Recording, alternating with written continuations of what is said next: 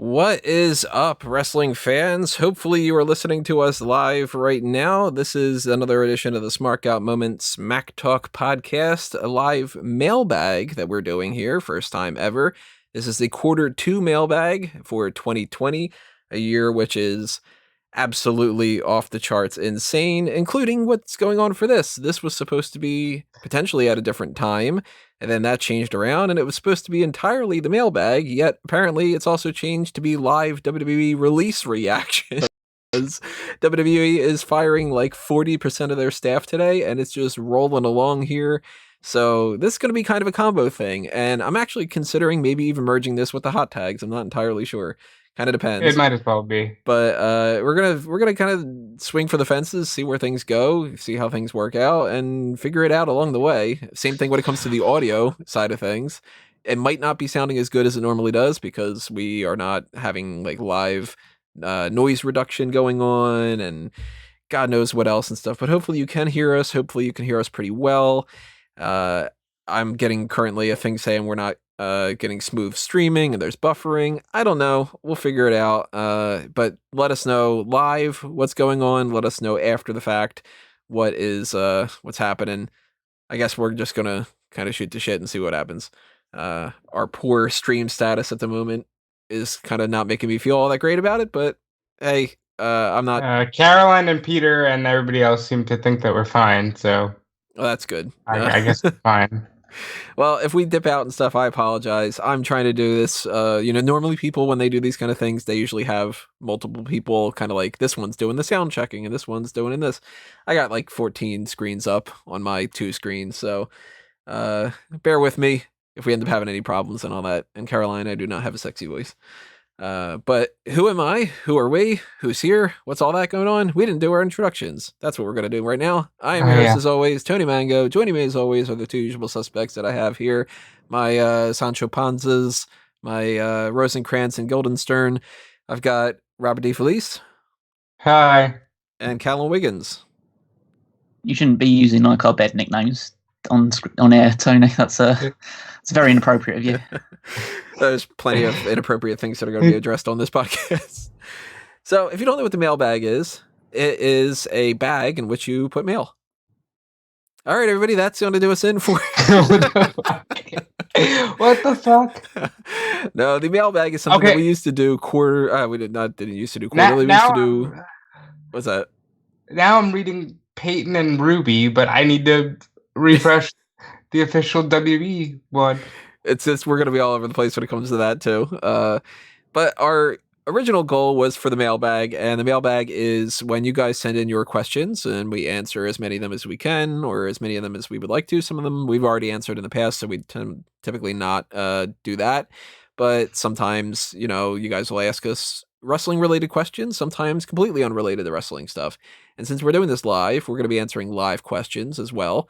So anybody that is listening live and is joining in on the chat and stuff, if you toss out your questions, then we'll try to answer them. There's also the super chat option. So if you want to make sure for sure that I am seeing something or whatever, that we answer it, then take advantage of that. But if you are listening to this after we have already recorded this, then keep in mind that we are doing these quarterly now instead of monthly. And that means that we won't do another one of these until around SummerSlam or so. And if you didn't get a chance to join in on the live discussion or send in a mailbag question in advance, and you want to make sure that you do that for the next one, send them in at any time, because I backlog them. And when I backlog them, then eventually when we come around to it, we will answer it.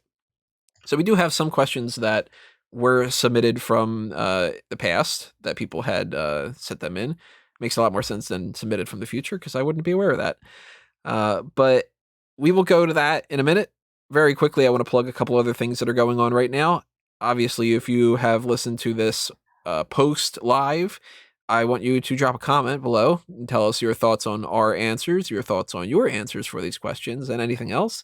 You can do that on the YouTube channel, on the page for this video in particular. You can't do that on the other things that are going to be out there, like the Spotify feed, Stitcher, iTunes, so on and so forth, because those things don't have comments. But if you leave us a star rating or a follow or a like or any of those things that they have on those platforms, that's greatly appreciated. And obviously, if you're joining us in any fashion on YouTube, and if you have not subscribed to the channel, do that already. and ring that little notification bell. And then you'll be aware of when we go live for things like this or when new videos get posted. If you like the video, that helps out a lot too. So I will do plenty of plugs later on and throughout this whole thing. But I guess we need to, before we even get into the mailbag questions, we need to address the elephant in the room. What's up, Barry? We have so many WWE releases happening right now, and the current lineup from 2 hours ago, essentially. I don't know if I'm missing anybody, but Rob's been really keeping track on this column as well. We've got Leo Rush, EC3, Carl Anderson, Kurt Hawkins, Drake Maverick, Hurricane Helms, Heath Slater, Eric Young, Luke Gallows, Billy Kidman, Mike Rotunda, otherwise known as IRS, Fit Finley, Pat Buck, Sean Devari, Scott Armstrong, Sarah Stock, Lance Armstrong, Lance Storm. Yeah, Lance Armstrong, Stretch Armstrong, Kurt Angle, Aiden English, Sarah Logan, Mike Chioda, Eric Rowan, Epico Cologne, Primo Cologne, Mike Kanellis, potentially some other people too. In the couple of minutes that we started this, has anything else broken? Nothing official past Maria Kanellis. Maria's official now too? Maria's official, yeah. So let me add that down. All jokes aside, I have like nothing to say here, and I'm like sick with the thought of all these people losing their jobs and just everybody being affected. This is awful. Yeah, this sucks. It's not good for anybody to lose their job in any capacity, but I didn't expect this to be happening with this whole setup. I mean, I thought that WWE might release a couple people here and there, but I didn't expect them to be just sort of like, all right, here goes like half of our staff or something like that. Like, that's kind of out of the blue, especially with some of the people that they were releasing. Like, I kind of anticipated that, like the clones, for instance. Yeah, that's going to be on your list. They should have been released like 4 years ago. But Eric Rowan, for instance, or it seems like every producer, like every single one of them, Outside of like 2 or 3. Sarah Logan, I wasn't expecting necessarily. I thought it would be a lot of like NXT guys and stuff, but maybe the NXT people are on the bubble and we just haven't seen them yet, or maybe they're not being released because they're not actually that expensive. I don't know. I mean, if they're looking for cutting costs, I'd imagine that Eric Rowan is so much more of a bill than Cal Bloom, you know? Yeah, but Bloom takes a hell of a brogue kick. Grim Shot in the chat says, have you seen Drake Maverick's video? So hard to watch. I haven't seen it yet. I haven't had time. I've been setting up the live stream. Yeah, he chokes up and then I start to choke up. It's just not good. Well, I know that a lot of people are going to be asking us our thoughts on this whole thing. And obviously this is going to be running while we're doing this and probably later on into today and into tomorrow and the next couple weeks and all that other kind of stuff. So we're not going to really have a full assessment of anything until, I guess, after things slow down. But my gut reaction is some of these people are going to never come back. And some of them definitely are. Somebody like an EC3, for instance, I think. Probably never come back. I don't think he's coming back. Drake Maverick, I don't know. They seem to like Drake Maverick, but they seem to not really want to push him in certain ways. So I could see them, whenever they get a chance to bring people back, approaching a lot of these people and being like, hey, look, like, we know we just like did this whole kind of thing. And I'm sure that a lot of people are upset too, because they're kind of looking at themselves as being like, oh, so I'm the first to go. Like, I'm the one that you value so little that you can kind of push me aside. Like Leo Rush the other day, he had tweeted out like, no toy, no video game, no tournament. WWE, are you trying to tell me something? That kind of thing. And it's like, then he's one of the first people released. I'm sure Leo Rush is probably just like, you know what? Fuck it. I ain't coming back. I want to preface this by saying speculating on where some of these people will end up may not be the right thing to do right now, but I have to assume that once things get better, Rush will do so well in All Elite, especially with Joey Janela there. They lit up the indies, and maybe that can be his second chance at stardom. Johnny, fundamentally, with all this stuff that's going on, I mean, pardon my language on this live stream and everything like that, but just fuck WWE, really, is kind of the real resonating thing that I'm coming up with. It is now a good time to talk about how the mayor of Orange County, Florida, was openly like they weren't deemed essential. And then they had a conversation with the governor and some things happened. And then they were just deemed essential. And then it comes out that, Linda's America First Super PAC is going to donate millions of dollars to spend in Florida. And now it's like suddenly they're live. And this whole fucking thing has been like so disgusting. I'm sorry. I know we shouldn't curse because we are live. I don't want Tony to get demonetized again. But it's been so sickening. I know. I'm sorry.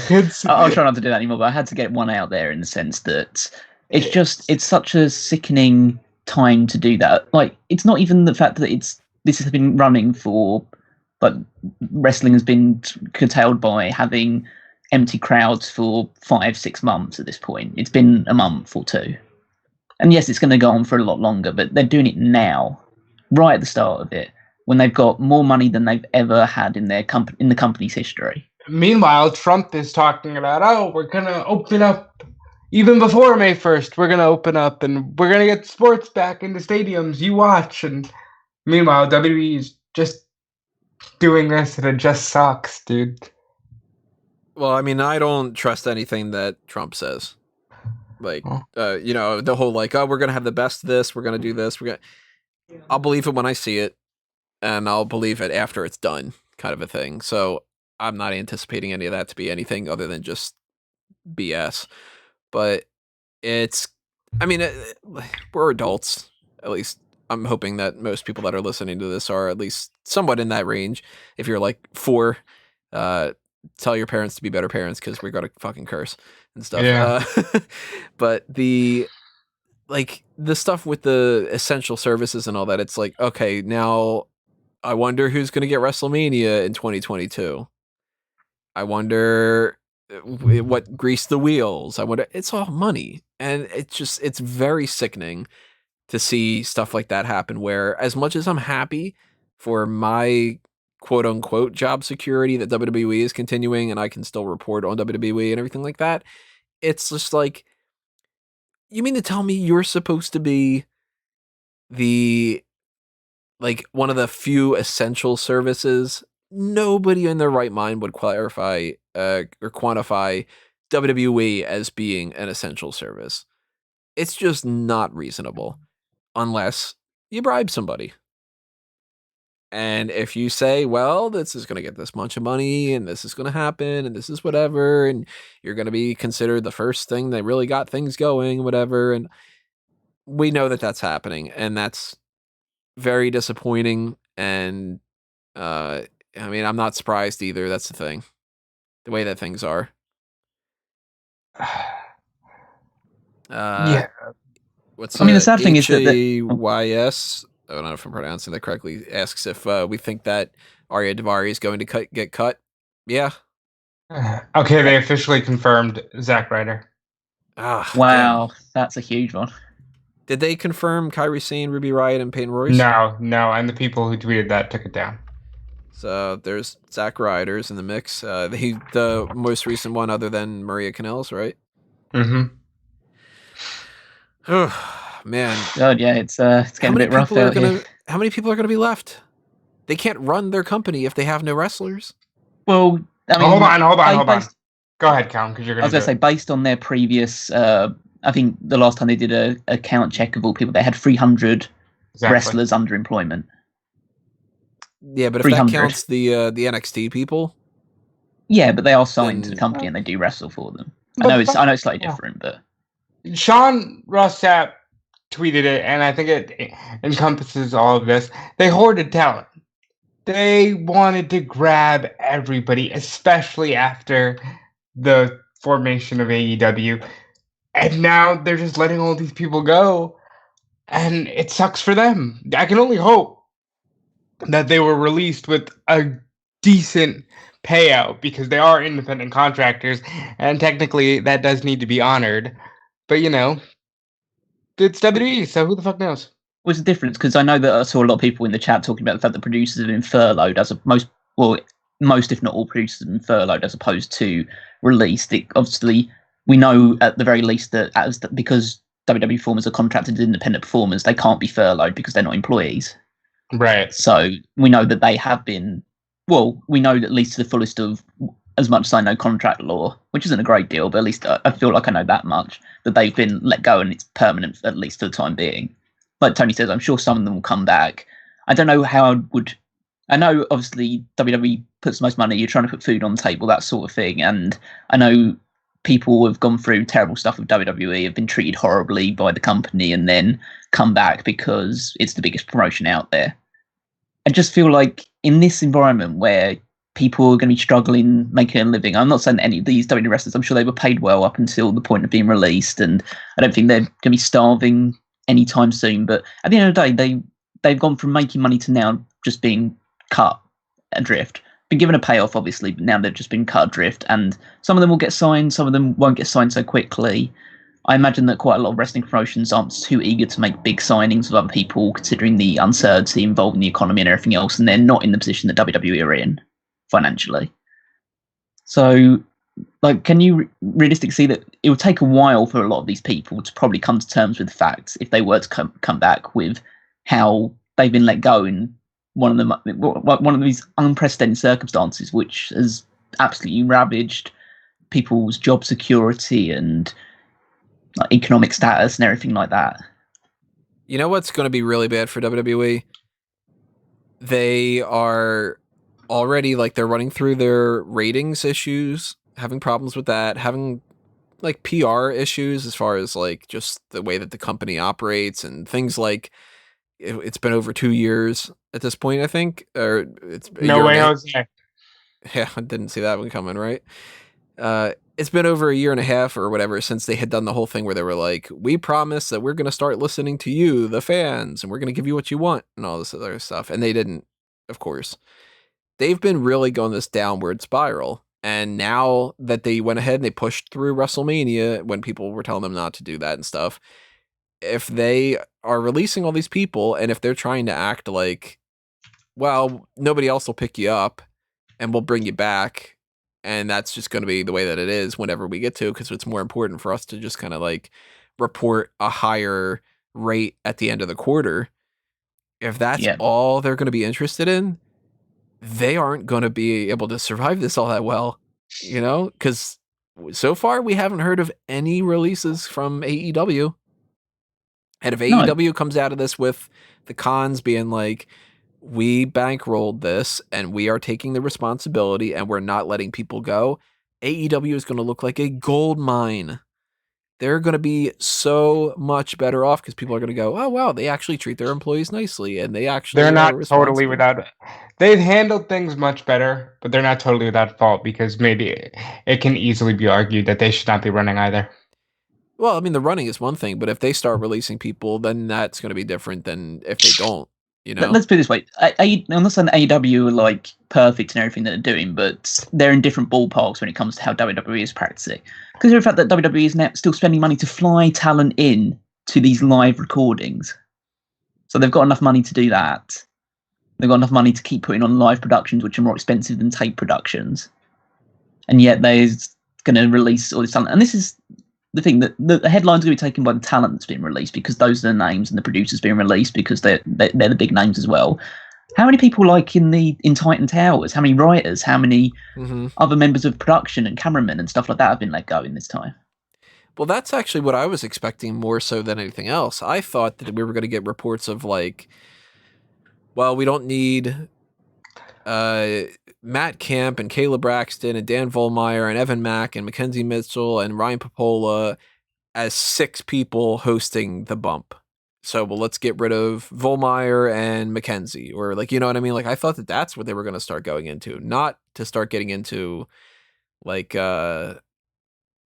Heath Slater was a surprise to me because I figured that they would push him back kind of far, and Zack Ryder I kind of thought was coming once they had Kurt Hawkins, but given the two, you know that their preference is to keep Ryder over Hawkins, just the way that they've done in the past.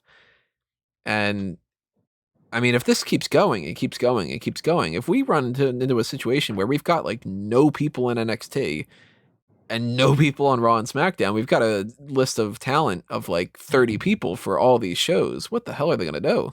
I will say the only thing I can say to give any credence to what you're saying is two names that worked this past Monday's Raw are gone.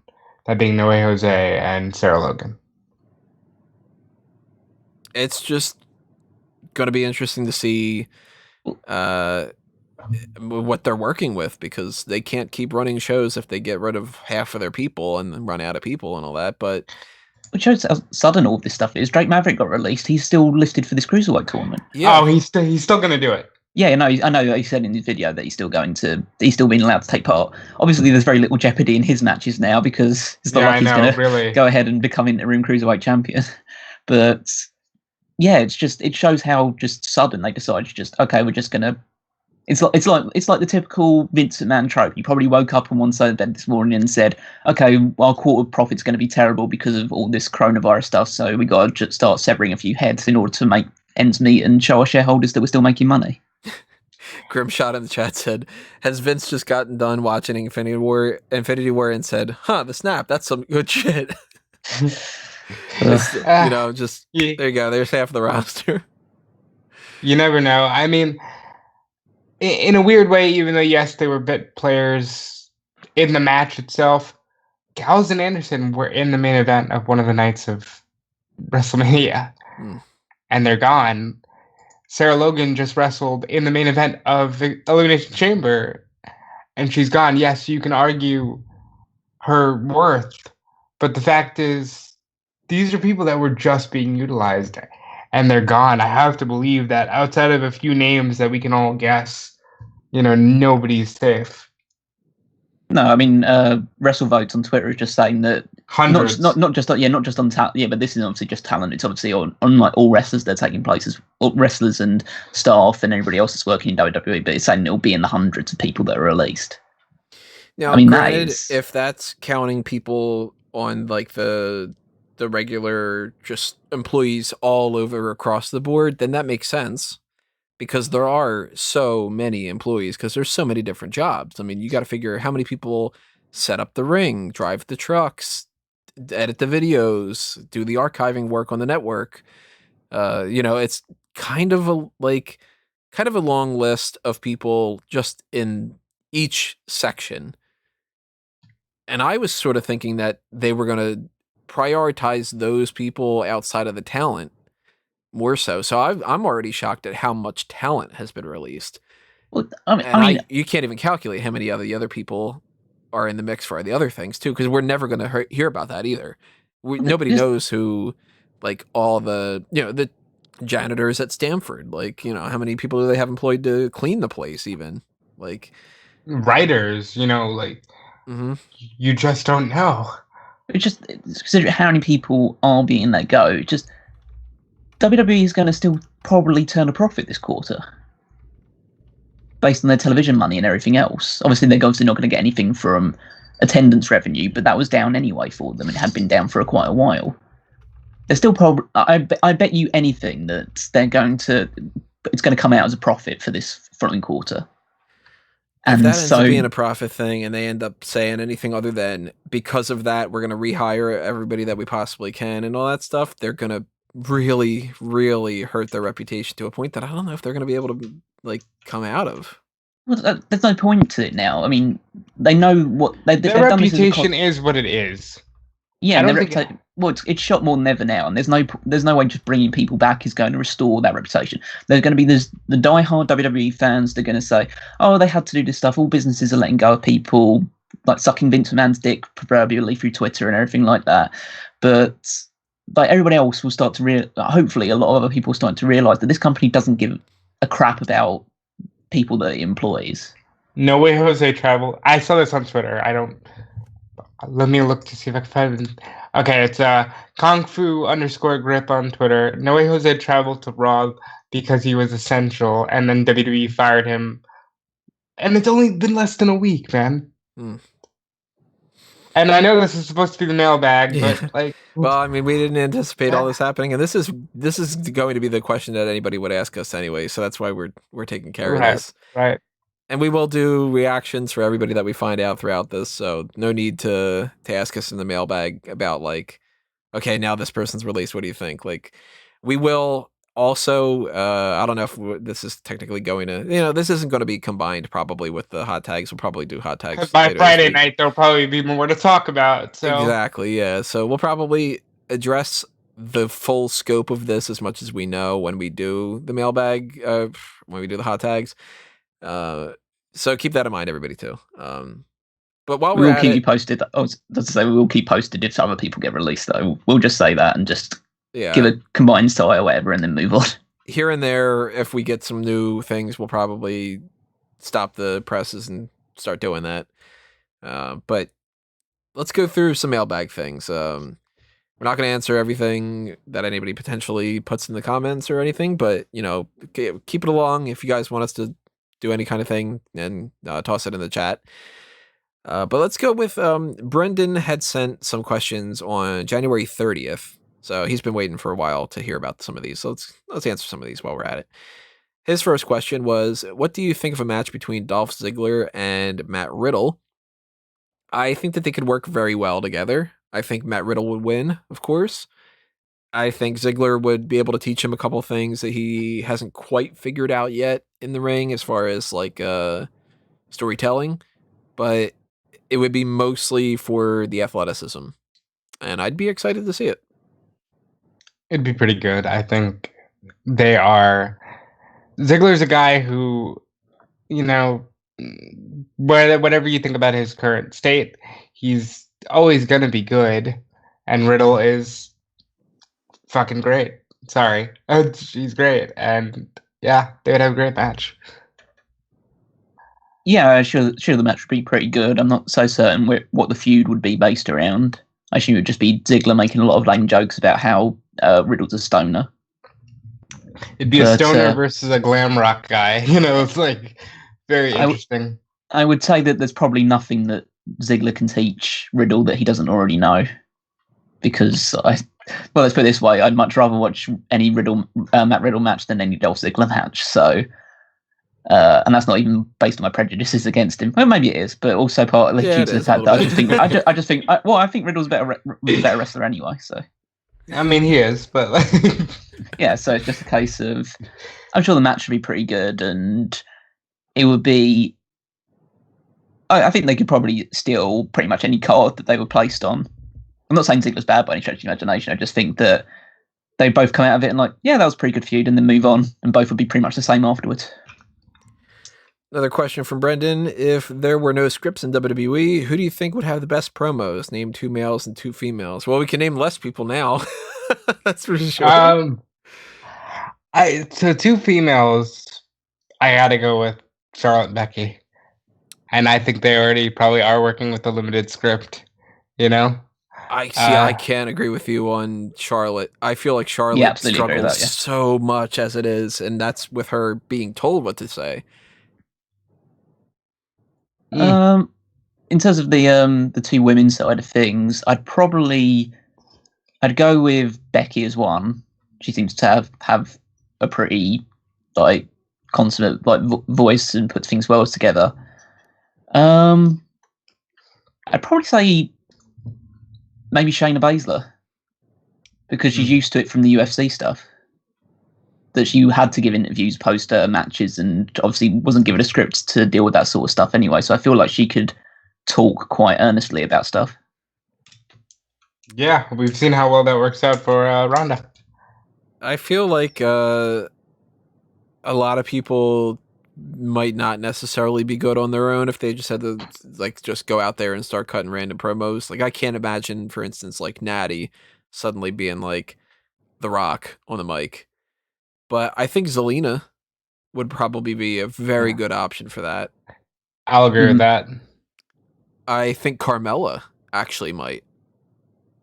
She seems to be very, like, just on the fly. She'll just go with whatever's going on. Maybe Sasha, but Sasha, I don't like her promos as it is, so maybe that's kind of a I feel like one way she'll or the stumble other. over her words. Right. I mean, she'll do that laughing thing that she does that a lot of people do, but maybe that's because she's trying to remember her lines. I don't know for sure. I can't imagine, for instance, somebody like Nikki Cross being able to just like go crazy and do an amazing job and all that, because there's a little bit of a language barrier when it comes to some of that stuff. No, she didn't speak English or something, but that's just if anybody struggles the way that they are with normal promos, unless it's a matter of being boring and stale, I feel like they would struggle more with other things. Ember Moon is so much better when she's on up, up, down, down, but she's also not cutting a promo. She's just talking. So if people could just talk, then Ember Moon maybe, because she can't cut really great promos that are pre-written. But then again, if she struggles with the ones that are pre-written, maybe the reason why is because it's a little bit of stage fright, and when she's playing a game on up, up, down, down, there's nothing to be worried about. You're just sitting there with your buds, hanging out, Right. Maybe part of it is also due to the fact that they grab the scripts that these writers put together for them, look at it, go, what the fuck do you want me to say? And then just carry it, and then just, okay, I guess I'll do it. Their heart's not in it because they're just reading lines. Yeah. But I'd go Carmella and Zelina for the two women. They're good choices. Yeah, I think they'd both be good at it. As far as men's the side. male side of things go, it's hard to tell who actually does and doesn't have a whole lot of things that are scripted. Because, for instance, like AJ Styles seems to have his stuff down pretty pat. And it seems like they kind of trust him enough that maybe he'd be able to go off and just sort of do whatever. Clearly, Edge seems to be able to do things on his own. Like, but how much do they give for free reign for McIntyre? Or how much it does, I don't know, Rey Mysterio have that they just like, okay, Rey, just go ahead and do this or whatever. So that's tough. I think Owens is definitely one of them. Yeah, Owens is up there for my list too. I mean, if I would have planned this out ahead of time and obviously known like all the references that we possibly could, then we would probably have a full-on different list. But like, Owens is definitely on that list. I would imagine without a script, Rollins is probably much better than when he is with a script. You'd imagine Daniel Bryan cuts really good promos on his own. I assume he does a lot of his own work as well. He strikes me as someone that would be given a bit more free reign. Samoa Joe, I think. Yeah, it would be great. I mean, he does well enough with the stuff that he's given, so he'd probably be really great doing his own material. Paul Heyman, obviously. I feel like the New Day already does, so they're probably they ad lib a lot. Yeah, so they're probably already showing that off. I'm curious what Elias would be like. Mm-hmm. That'd be pretty interesting. I wonder if he writes. I assume he doesn't write his own songs. I think he does. If it's like that, then you might be better with other promo stuff then, because his songs are pretty good. It's just when he actually starts talking, it's not as compelling. I think if he does cut his own promos the way that like you would think and hope that he would do, like writing the actual songs and everything like that, I think if he does, he's still probably given some outline stuff to follow. Yeah. And it wouldn't shock me if he was told, like, okay, you're going to do this tonight. You're going to have to do these things. We really want you to make fun of them in this way.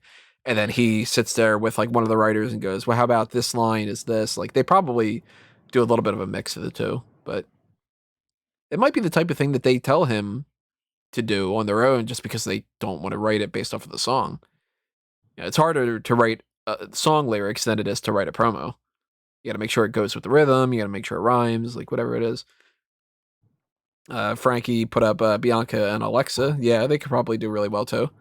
Bianca would probably be really good. I'm iffy about Alexa. Alexa's a script reader. Yeah.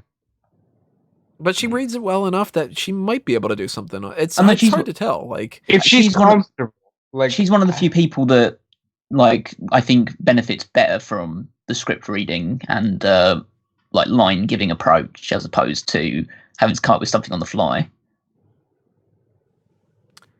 The Miz, I think he's got that down. He should be good at it by now. I think somebody like Baron Corbin might be pretty good at that if he were allowed to curse and stuff. He kind of strikes me as the type that if you let him just go off and it was just, but no holds barred, just say whatever you want to say and whatever like that, he's probably extremely entertaining to listen to. But the fact that he, Caroline put bland on seasoned chicken, the fact that Corbin has to rein it in a little bit, I think that hinders him. Because the way that he is with, I'm following like all these places where I can find skulls and the hell with this person on Twitter and whatever like that, he probably has it in him to cut some great promos if he didn't have to stay PG. It's completely possible. And obviously there's a lot of people that are like in NXT that like Velveteen Dream probably would do like some great job if he just was uncut and stuff too. Let's go to another question from Brendan here. Do you think it's time to add a mid-card title to the women's division, considering that the division is starting to increase in talent and a lot not anymore? Good time. How much changes over the course of 2 months? And a lot of women are being underutilized and may never get a chance to challenge for the main title. No, before even today happened, I don't think that a mid-card title works in a brand split for the women's division. I think that if the brand split goes away, and at this point, if we have so few people on the roster, they might end up having to just get rid of this temporarily at the very least. If you got rid of the Raw or SmackDown Women's Championship, you did a merge of those. If you did one women's title, that's like the world title, one mid-card women's title, and the tag team titles, that's the way to go. But not now. I agree. Definitely not now. I don't think they have enough people to really go with a sustainable mid-card title, unless it was cross-brand, but they already have the women's tag team titles to be cross-brand as well. And apparently the NXT title, because Charlotte can be anywhere now. Yeah, it's just ridiculous. Mm. But theoretically, let's just kind of go down that rabbit hole. If they were to merge these two titles, currently we have Becky and Bayley, and let's just say the whole setup of the brand split goes away, the women's titles stay there, we get a tag title, whatever the setup you want it to be, whoever wants to be the tag team champions and stuff. Who do you think would be the best option for being the one champion right now, and why is it Becky Lynch as opposed to Bayley? And who should be that mid-card champion? Obviously, depending on who's still left on the roster by the end of this discussion. There's lots of good choices who could be the main champion. I'd say it'll probably come down to a list of Charlotte, Becky, Asuka, maybe Shayna Baszler, potentially either Bayley or Sasha as well. I'd say probably the best choice at the moment is still Becky. Mid-card one. Because you don't know what the terms of a mid-card title. If it's just going to be like an Intercontinental or US title, which I assume it would be, then maybe someone like use that as something for Sonya Deville and Mandy Rose to feud over, or give it to someone like Natalya to be like a kind of give her something to do, because she's been tenured long enough that she can be like the standard bearer for this championship and give it to some up and comer like Liv Morgan at some point. Yeah, I mean it's not a bad idea. It's just not the time. Okay, I'm gonna just break in here. I'm reading a tweet from a lady named Andrea Lissenberger. Lots of people let go at WWE today, and I am regrettably one of them. But I'm proud of the work I've been able to do since starting in December. So she's a recent hire. And it says, and I'm glad that the storyline I worked on resonated with so many people. That's what writing is about for me, with the hashtag Otis and Mandy forever. So one of the writers that helped with the Otis and Mandy story Which got let that was go. one of the better executed stories, so I guess we can kiss one of those things goodbye of good storytelling over the course of a while. And not for nothing, because I'm sure there have been many over the years, but I think she's the first. Like, you don't typically hear about women writers. Like, they don't usually get a lot of play. Now there starts the writer side of things then. People in the chat are saying AJ Styles got released. My ass. Come on, guys. Yeah. Don't buy into all this stuff unless one of them like really like a Wrestling Observer or Fightful or people in that sort of like field are tweeting about it. Don't listen to what rumors are going around, because I saw rumors going around about Alexa Bliss being released and all this other stuff. It's just focus on the main people that are talking about this stuff. Since I'm sure somebody will ask, and I guess we should play the prediction game or whatever. Who do you think is going to be the highest kind of totem pole release that we're going to get out of this? I mean, Kyrie would be pretty high up there. I'm hoping that it stops with the ones we already had. Yeah, like I'm hoping it fucking like Anderson and Gallows are as high as it goes, because I can't imagine anybody higher being released. I mean, Rusev would be one that I could see. Rusev's on my list. Yeah, mine too. I think we're gonna see some quote unquote releases that aren't really like releases. Like I think that Kane, for instance, might still be technically employed, and they might just go, well, that's not really a thing. So he would be like high up as far as like future Hall of Famer and all that. But I don't know if that technically counts. I could see Robert Roode getting released. God, I hope not. I could see Shinsuke Nakamura being released. No, come on. He's in the main event of Smack. Well, listen, nobody's safe, but I can't imagine Shinsuke being one of them. That'd be pretty mean of them to release Shinsuke Nakamura while he still can't go back to Japan. So, not that he lives in Japan right now, but just that he wouldn't be able to go back to see his family or anything like that because of the travel ban and all that other stuff. I don't think that they would care at this point the way that they're doing. Well, no, they wouldn't care. Yeah, but again, I'm just saying what things would be shitty, and then they'll just go out and do it because they're a shitty company. Here's a great tweet from an MMA journalist that says, "Imagine if you're an NXT star and you're performing tonight, knowing that there could still be cuts after the show." Mm-hmm. Yeah. I am not going to be shocked if the B team gets released. No. I'd be shocked if they didn't. Let's put it that way. Could you imagine the Forgotten Sons just got moved up to the main roster and then they'll get released? That right there is kind of weird, because if they beat Lucha House Party, then maybe Lucha House Party's gone. Someone is not getting released. Rob Gronkowski. Rob. Well, he is a champion right now, so who knows? Yeah, technically. Yeah, I guess that's something for. Just that I'm wondering how much they regret giving him that contract, that 3-year contract that he's supposedly been given. Part of me is worried about Samoa Joe. Yeah, Joe's obviously. That would suck, but I mean, people on the older side of things could be in an issue. You could imagine, could you imagine they might release Big Show? No. He's going on a media tour. Listen, I don't know. I can't. Like, the only name that feels safe, even saying, well, since we're making budget cuts, like Tony said, the B team, Lars Sullivan, who unfortunately, while he is injured, has gone through a lot with the company, and it might be seen as I don't want to say a positive, but like a. See, that's where I would probably I'd probably release somebody like a Lars Sullivan before I would release somebody that's been around the company and healthy and active and devoted and stuff too, because I would go, well, look, you're injured and that sucks, but at the same time, here's 10 other reasons why we could have released you. Yeah, yeah.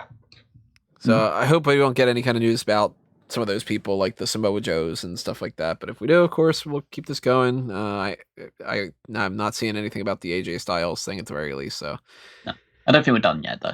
No, I don't think we are But either. Asia No, Styles would be absolutely crazy if he got released. I don't think we're done. I wouldn't be surprised if we got off the thing and then suddenly it's like, oh, here's 10 more names. Just because that's just the way today is going. Yeah. I do have to wonder if Braun Strowman is in any way feeling sorry for these people that now don't have to help make any.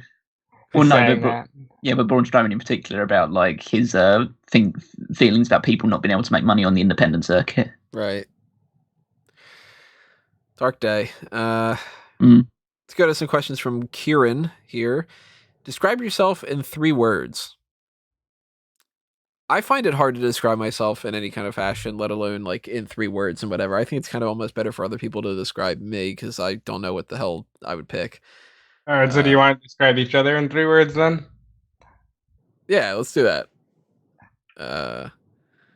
I'll try to think about something for you guys in the meantime too. And Sweetie, if you're listening to this, yeah, Caroline Shannon, yell downstairs.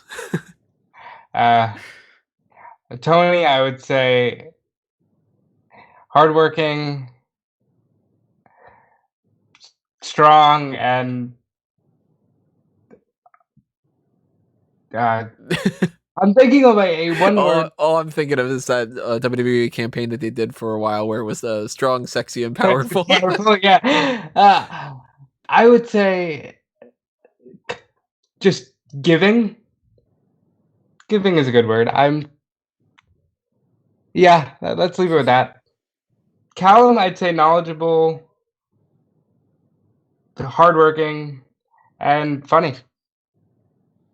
Yeah, I'm funny, Tony. Give it. You are when you want to be. Like.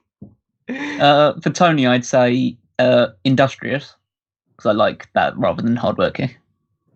Obsessive. Good word. And benevolent. Because you care a ridiculous amount about people. Yeah, that's a great word. Rob, he's optimistic. Mm-hmm. Very hardworking as well. I'd again say the industrious thing with you. And don't take this the wrong way. I'd say naive a little bit as well. Yeah, I was trying to figure out another way for that. Yeah, I think that's fair. Because it's not like it's a negative quality overall or anything like that. It's just a case of, especially early on in the podcast thing, you were always the one that was like on the side of, oh, they could always do this and they could always do that, and I kind of think they're never going to do this and that because I've been watching long enough, and you've been watching long enough that you shouldn't fall for that stuff, but yet you do. Yeah, I don't do that as much anymore. Naive, I think definitely. I'll accept that. So for Callum, I would say dedicated. Wow. Great Informed. word. And diligent. I'm gonna put that out there. Yeah, I know. When you're going through something, you're gonna go through all the process. You're gonna check all the boxes, dot all the T's and cross the I's. You're gonna like 2001: A Wrestling Odyssey.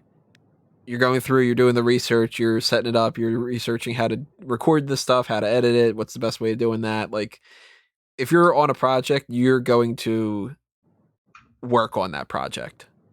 It's not going to be some flippant type of thing. Yeah, I do appreciate that. Probably not the words that I would use to describe myself, but I can kind of appreciate them. So thank you. And Rob, I'm going to say passionate. Oh, that's good. Yeah. Loyal. Mm-hmm. Very much so.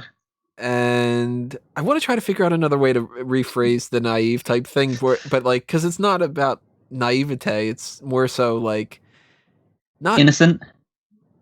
Maybe a little bit on the innocent side. Yeah. Because it's not that you're like gullible, because you're not, but it's like you're trusting. Maybe is a good way to put that. Yeah.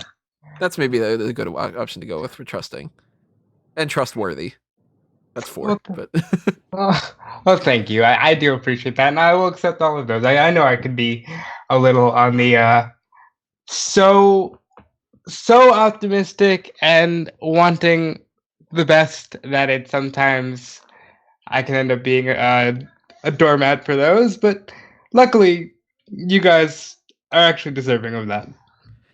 And breaking news: Rusev Day is officially canceled. Rusev's gone now? Rusev tweeted, "Thank you all. Rusev out." Okay, I cancelled. I called it. Although he might just be like, trolling, because he does like to do that every now and again. So when are they going to get rid of Cain Velasquez? Yes. They might just be down to all that stuff now. It might just be, okay, the WWE roster is now Goldberg, Brock Lesnar, The Undertaker, Edge, Rob Gronkowski. So Caroline's suggestions for me were sweet, devoted, and loving, keeping this PG. Oh, now I want to hear your non-PG version, sweetie.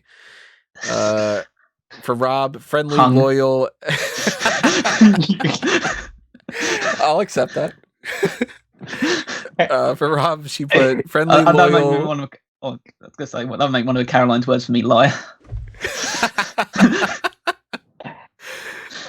Friendly, loyal, responsible for Rob, and for Callum, funny, focused, and sweet.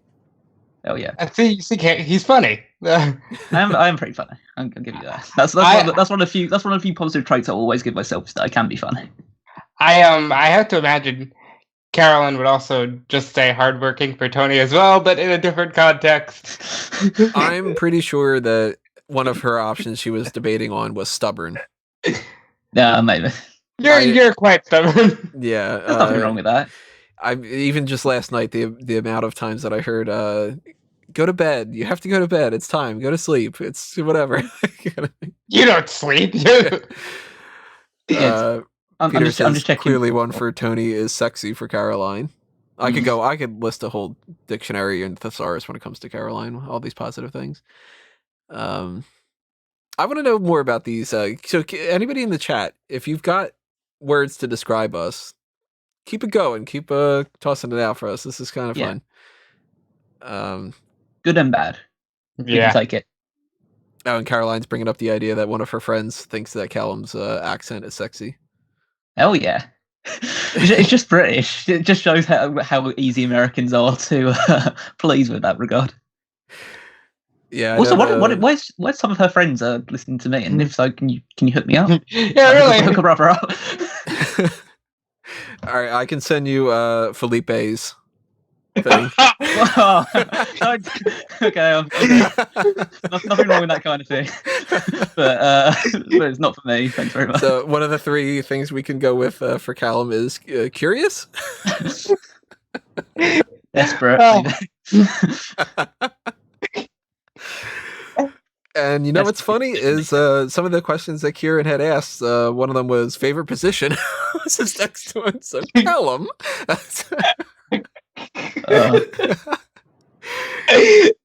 He had also asked, what are your...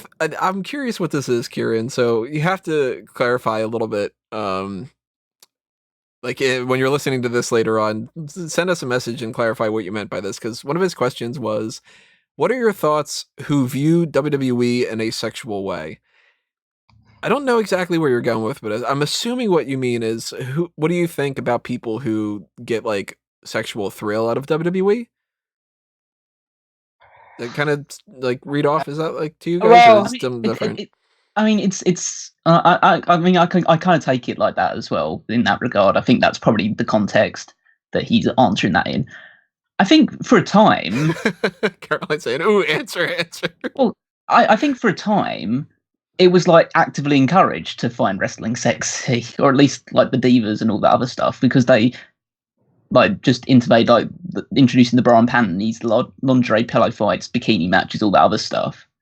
They were like saying, yes, you shouldn't be focusing on the great ring craft that's been taking on place here. You're focusing on like the women and how hot they are. But now, if he's talking about sort of like just the actual act of wrestling itself and finding that, I mean, everyone has their kink. I'm not going to kink shame anybody for it. Ben's just dedicated to Alexa Bliss fans. Yeah, I was going to go there. Like, they're the people who got crazy because you could see Alexa Bliss's back in a video, and it's like that's a little much. Now, you do see, again, like, just not exactly something that I go to often, but I have come across, like, those porn videos of just women wrestling in a ring and just fighting each other and putting each other in holds, and that being like quote unquote some sort of weird bizarre porn. Yeah, there's like fetish video things where it's so that's the thing. And I mean, like you said, everybody's got their own kinks and stuff, and there are far worse things out there than that. And if you're watching, Dynamite or SmackDown or whatever you're watching, and it's like, ooh, this is working for me, then you're still better off than some people that are out there, because there's people that are like, Caroline's made me watch the documentary of the shop made me because I thought it was funny, but the people who are like, I'm obsessed with this Ferris wheel, and I've got a relationship with it and whatever, and you're like, wow, you are mental. Like, you are crazy if you think that you're in love and married to a fence or whatever it is. Like, it's just, those people are way past the point of being like, I get it if you're watching WWE and it's like, wow, Sasha looks really great today, and like, let me kind of fantasize about this or whatever like that. And yeah, Caroline bringing up the people get off on balloons popping. I don't get it. I also don't get the whole feet thing. Yeah. I remember. I don't think I watched it, but like seeing some clips of a documentary where people fucked car exhausts. Yeah, I watched that one too, and the guy's just kind of like, oh, this one, like, we've been making love for a bunch of years, and it's like, it's a car. You have not been making love with a car. You've been fucking the exhaust pipe. That's not what it's there for. It's there for exhaust. It's not to have things shoved in there, especially not that. Like, so if your reason for watching WWE is that kind of a thrill, it's still a lot better than some of the other things that are out there. But at the same time, I think it's really weird when there's people who are like obsessed about some things, and like Liv Morgan. Whether it's Liv Morgan, whether it's Sasha, Alexa, Charlotte, Becky, it doesn't really matter. Like, and on the male side of things too, because there's people that like, this isn't even maybe necessarily a sexual thing, but I kind of feel like it's an underlying thing where you get those people that make like their fake accounts, and they're like, I'm pretending that I'm Roman Reigns, and it's like, what are you getting from this? Like, is that some kind of a thing? Like, I don't think that there's anything wrong with people who are open about saying, this is not the real. You mentioned Roman, so I'll go Roman. Is that the real Roman Reigns? This is just me, like, being bored and doing a role play with my friends. Like, that's whatever, dude. Like, people role play all the time. People play D&D. That's just role play. But like, people who, like, there was that guy who got shot outside of the Performance Center. One of those obsessed with Lita and AJ Lee and stuff like that. Yeah. Like, there's that, which is just going too far. But like, as far as like people who every time they look at WWE just go, wow, Alexa's hot, or wow, Sasha looks good, or Drew McIntyre. It's like, Callum. There's nothing wrong with that. Nothing wrong with that at all. Like, I think that's fine. Like, a lot of people watch Game of Thrones just because they're attracted to an actor that plays character. I imagine a lot more people like Aquaman now because of Jason Momoa, like. Oh yeah, 100%. One of those things. Just as a side note, when I was still listening to Smark Out Moment as opposed to being on it, I vividly remember that episode of the Hot Tags when you talked about that guy who was like obsessed with AJ Lee and Lita. That was like one of the ones that really stuck with me. Crazy people. Like, if you're crazy in any fashion, you're crazy with that kind of stuff. Like, I don't get the whole like Stan account things. I hate the Stan term anyway. I like the song, but any of those kind of things, I feel like that's almost like somebody getting some kind of a pseudo sexual thrill out of that kind of thing, and that's creepy to me. Now, if I were like Roman or whoever, like, all right, theoretically, like, I'm Seth Rollins. Somebody comes up to me at an autograph and they're like, "Hey, I run a fake Seth Rollins Twitter account," or whatever. I'd be like, I don't want to shake your hand. No, like, you're gonna get some kind of plaster cast made out of this, and I don't know what you're gonna do with it, with some kind of a shrine or whatever. Like that would freak Yes. me out. And in any kind of fashion with any of that kind of stuff, like to me, the level of sexuality with WWE is kind of surface level, and if you get deeper than that, it's kind of you know, like, Yeah, like especially because these guys are playing characters as well. It's not their real personalities or right. people. So it's like I mean, it's not unheard of for people to like fall in love with characters and stuff like that. But as long as it's just kept on, like, okay, this person looks hot, and like I'd be interested in. I mean, we've got whole tournaments based around people like Yeah. having that sort of conception of things. So that's totally fine. And I'm not saying it's like wrong as long as you keep it to yourself and you don't go super far with it. I mean, I don't subscribe to that sort of, but as long as you're not hurting anybody, then fill your boots. Really, that's kind of my take on the whole thing. And like the Sexiest Superstars tournament is another like face value type of thing. We joke around a lot of things about like and body type and body value type of thing. Yeah, and like that to me, if somebody were to say like, for instance, hey, who do you think's like the hottest person on the roster? I'm a big fan of Tyler Breeze or whatever. Then it would be like, yeah, okay, like that's a conversation. But when people start doing the whole like, I'm gonna write up a story about how I met up with Cody Rhodes, and it's this fantasy fiction kind of thing, then it's just kind of like, I think that's a problem, you know. And I do feel like As a long as lot you of know, people on the male fan side of things, I feel like a lot of them get really into a lot of the female wrestlers for strictly their sexual attraction for them. Absolutely, I think that's true for a lot of female fans as well. For yeah, I was gonna say, right, like if we're gonna be fair, you know, Yeah. I think the females do it as well. I mean, I don't know. Maybe Caroline's the only example of this that doesn't fit the mold, but like pretty much every woman that I know too has also done the thing where it's like, I watched that TV show because I thought that the guy on it was cute or something like that. Like it's both ways. Both genders do the same kind of things and stuff, but it seems almost like I guess like the male population when it comes to the female wrestlers is more frequently vocal and like the less reserved about that. Like it's almost like the female wrestling fans that I am aware of that are into any particular wrestler for their looks, they'll be like, "Oh, Randy Orton's hot," and I like looking at Randy Orton, and that's about it. And it's like the male fans tend to be like, "I am obsessed with Sasha. Like she is just like the end all be all, and I'm gonna like I want to buy things for her Amazon wish list and things like that." And that's like, wow, that's creepy, you know. So if you're on the one side of viewing WWE in a sexual way, where you're just sort of like, hey, I think that the good looking people are good looking. Okay. Yeah. If you got a shrine like Helga does with Arnold, then it's a different story. Then I think you need to sit down and talk to somebody on a couch. It's official. Russo's out. Okay, that one saw that one coming. Happy Rusev Day, everyone. Ben says, would like to clarify that is not why I'm a Sasha fan. I'm as gay as Tamina is bad. Wow, you're really gay. Yeah, wow. Ben, I'm not talking about you when it comes to the Sasha thing. I know that you're a fan of her in ways that are not when it comes to that. Well, until you mentioned the Amazon wishlist thing, I thought you were throwing shit at me there, Tony, and I was going to say, at least I'm not that crazy. I can't believe how many celebrities get people to just buy stuff for them. No, it's crazy. And if you were like that, you wouldn't be on this podcast because I would be too freaked out. Let's see what we got here. We got some from we got another one from Kieran that I skipped over here. Favorite podcast you've recorded?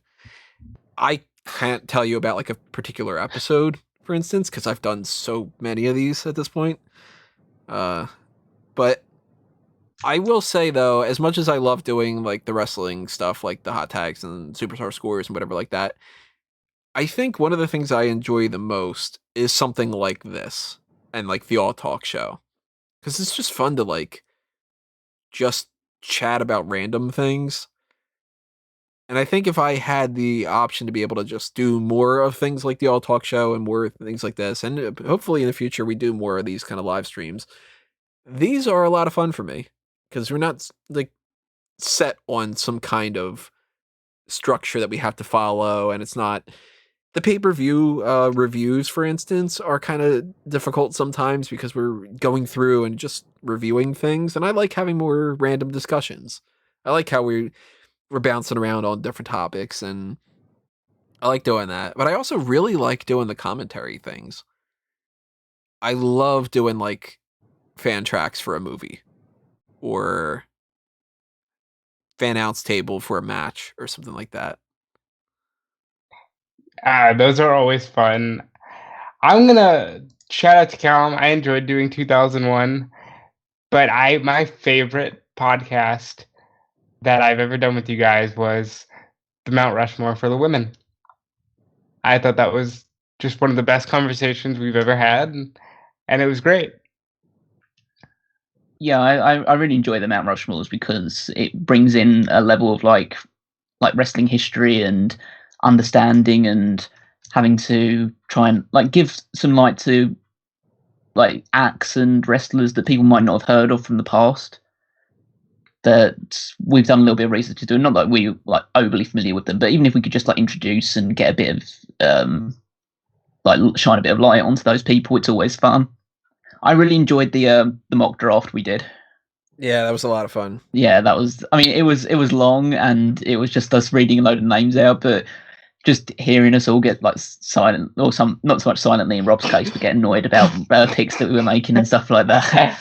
It was yeah, that was a lot of fun. I would say that in terms of other stuff, I mean, there's a few other bits pieces. Like I really like I said, like the Mount Rushmore's, the commentary stuff is always fun to do as well.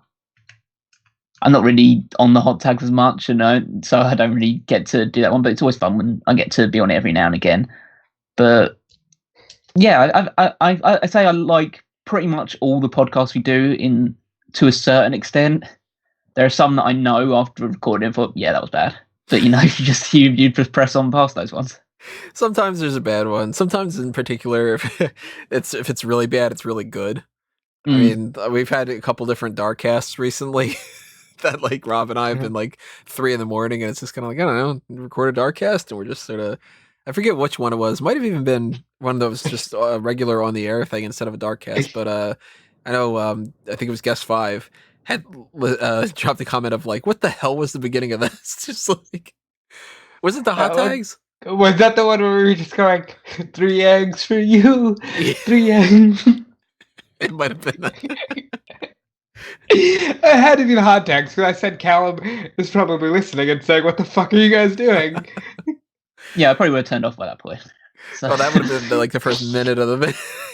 Oh yeah, I know. Well, I would have said. Oh, yeah, it was like the first 10. It was like the first 10.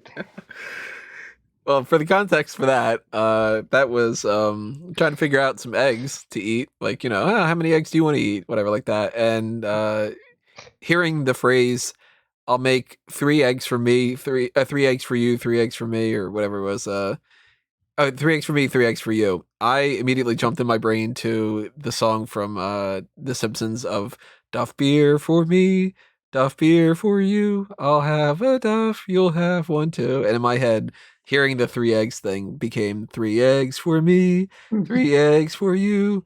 I'll have some eggs, you'll have some too. And when I told Rob about it, it was just sort of like, all right, this is a thing now. Jesus.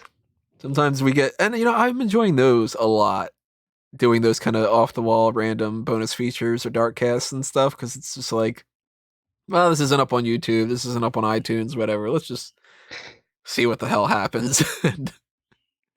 So if you have not heard any of those, here's a good time for a plug. You are going to hear bonus features and dark casts on Patreon exclusively. They are the things that are just for the people that donate to the dark cast or bonus feature tier and above. So if you have the spare change to help out on the Patreon side of things, then anything's appreciated, even if it's $1. But the $10 and up gives you access to those things, and then of course you get higher up, you get whatever else is going on with like the Pick Your Poison tier, which that's what we did with the One More Match Eddie Guerrero. and what we did with the Pokemon the Movie 2000 fan tracks that Guest 5 had requested. So again, thank you Guest 5 for those. But yeah, if you want more off the wall crazy shit, those in particular, the dark cast and the bonus features are where we're just like, whatever happens, happens. If we're a little bit too crass, I don't got to get rid of it. If we're off the wall, losing our train of thought, oh well, who cares? You know, that kind of thing. That's what's supposed to be fun about it. So hopefully you guys are enjoying those as well. Let's see. I know Bobby had put a question in here. I'm trying to find it right now. Alexander Jaksic of NXT. I don't even know that name. He's like a super built dude. I've never seen him wrestle before, but he looks like he could have been money. Just that guy, though, right now, at the very least? Just that guy and the writer and, well, Rusev were the most recent 3 names. Okay. Ben had said, Call the Spot on the Card is my favorite by far. I regularly go back and re-listen to them. I love doing those, too. I love all those things that are like, all right, let's put people in places, like the Mount Rushmore. I really want to do the top rope list in the new format. Really looking forward to doing that at some point. The Call the Spot, same kind of thing. When we do play the game and it's like the Marry, Fuck, Kill or the Smark's Choice or any of those where you have to pick things. I like those things quite a bit. Let's see. Ben also says the Mount Rushmore for the women, but Sasha wasn't on it, so boo. And here's Bobby's question.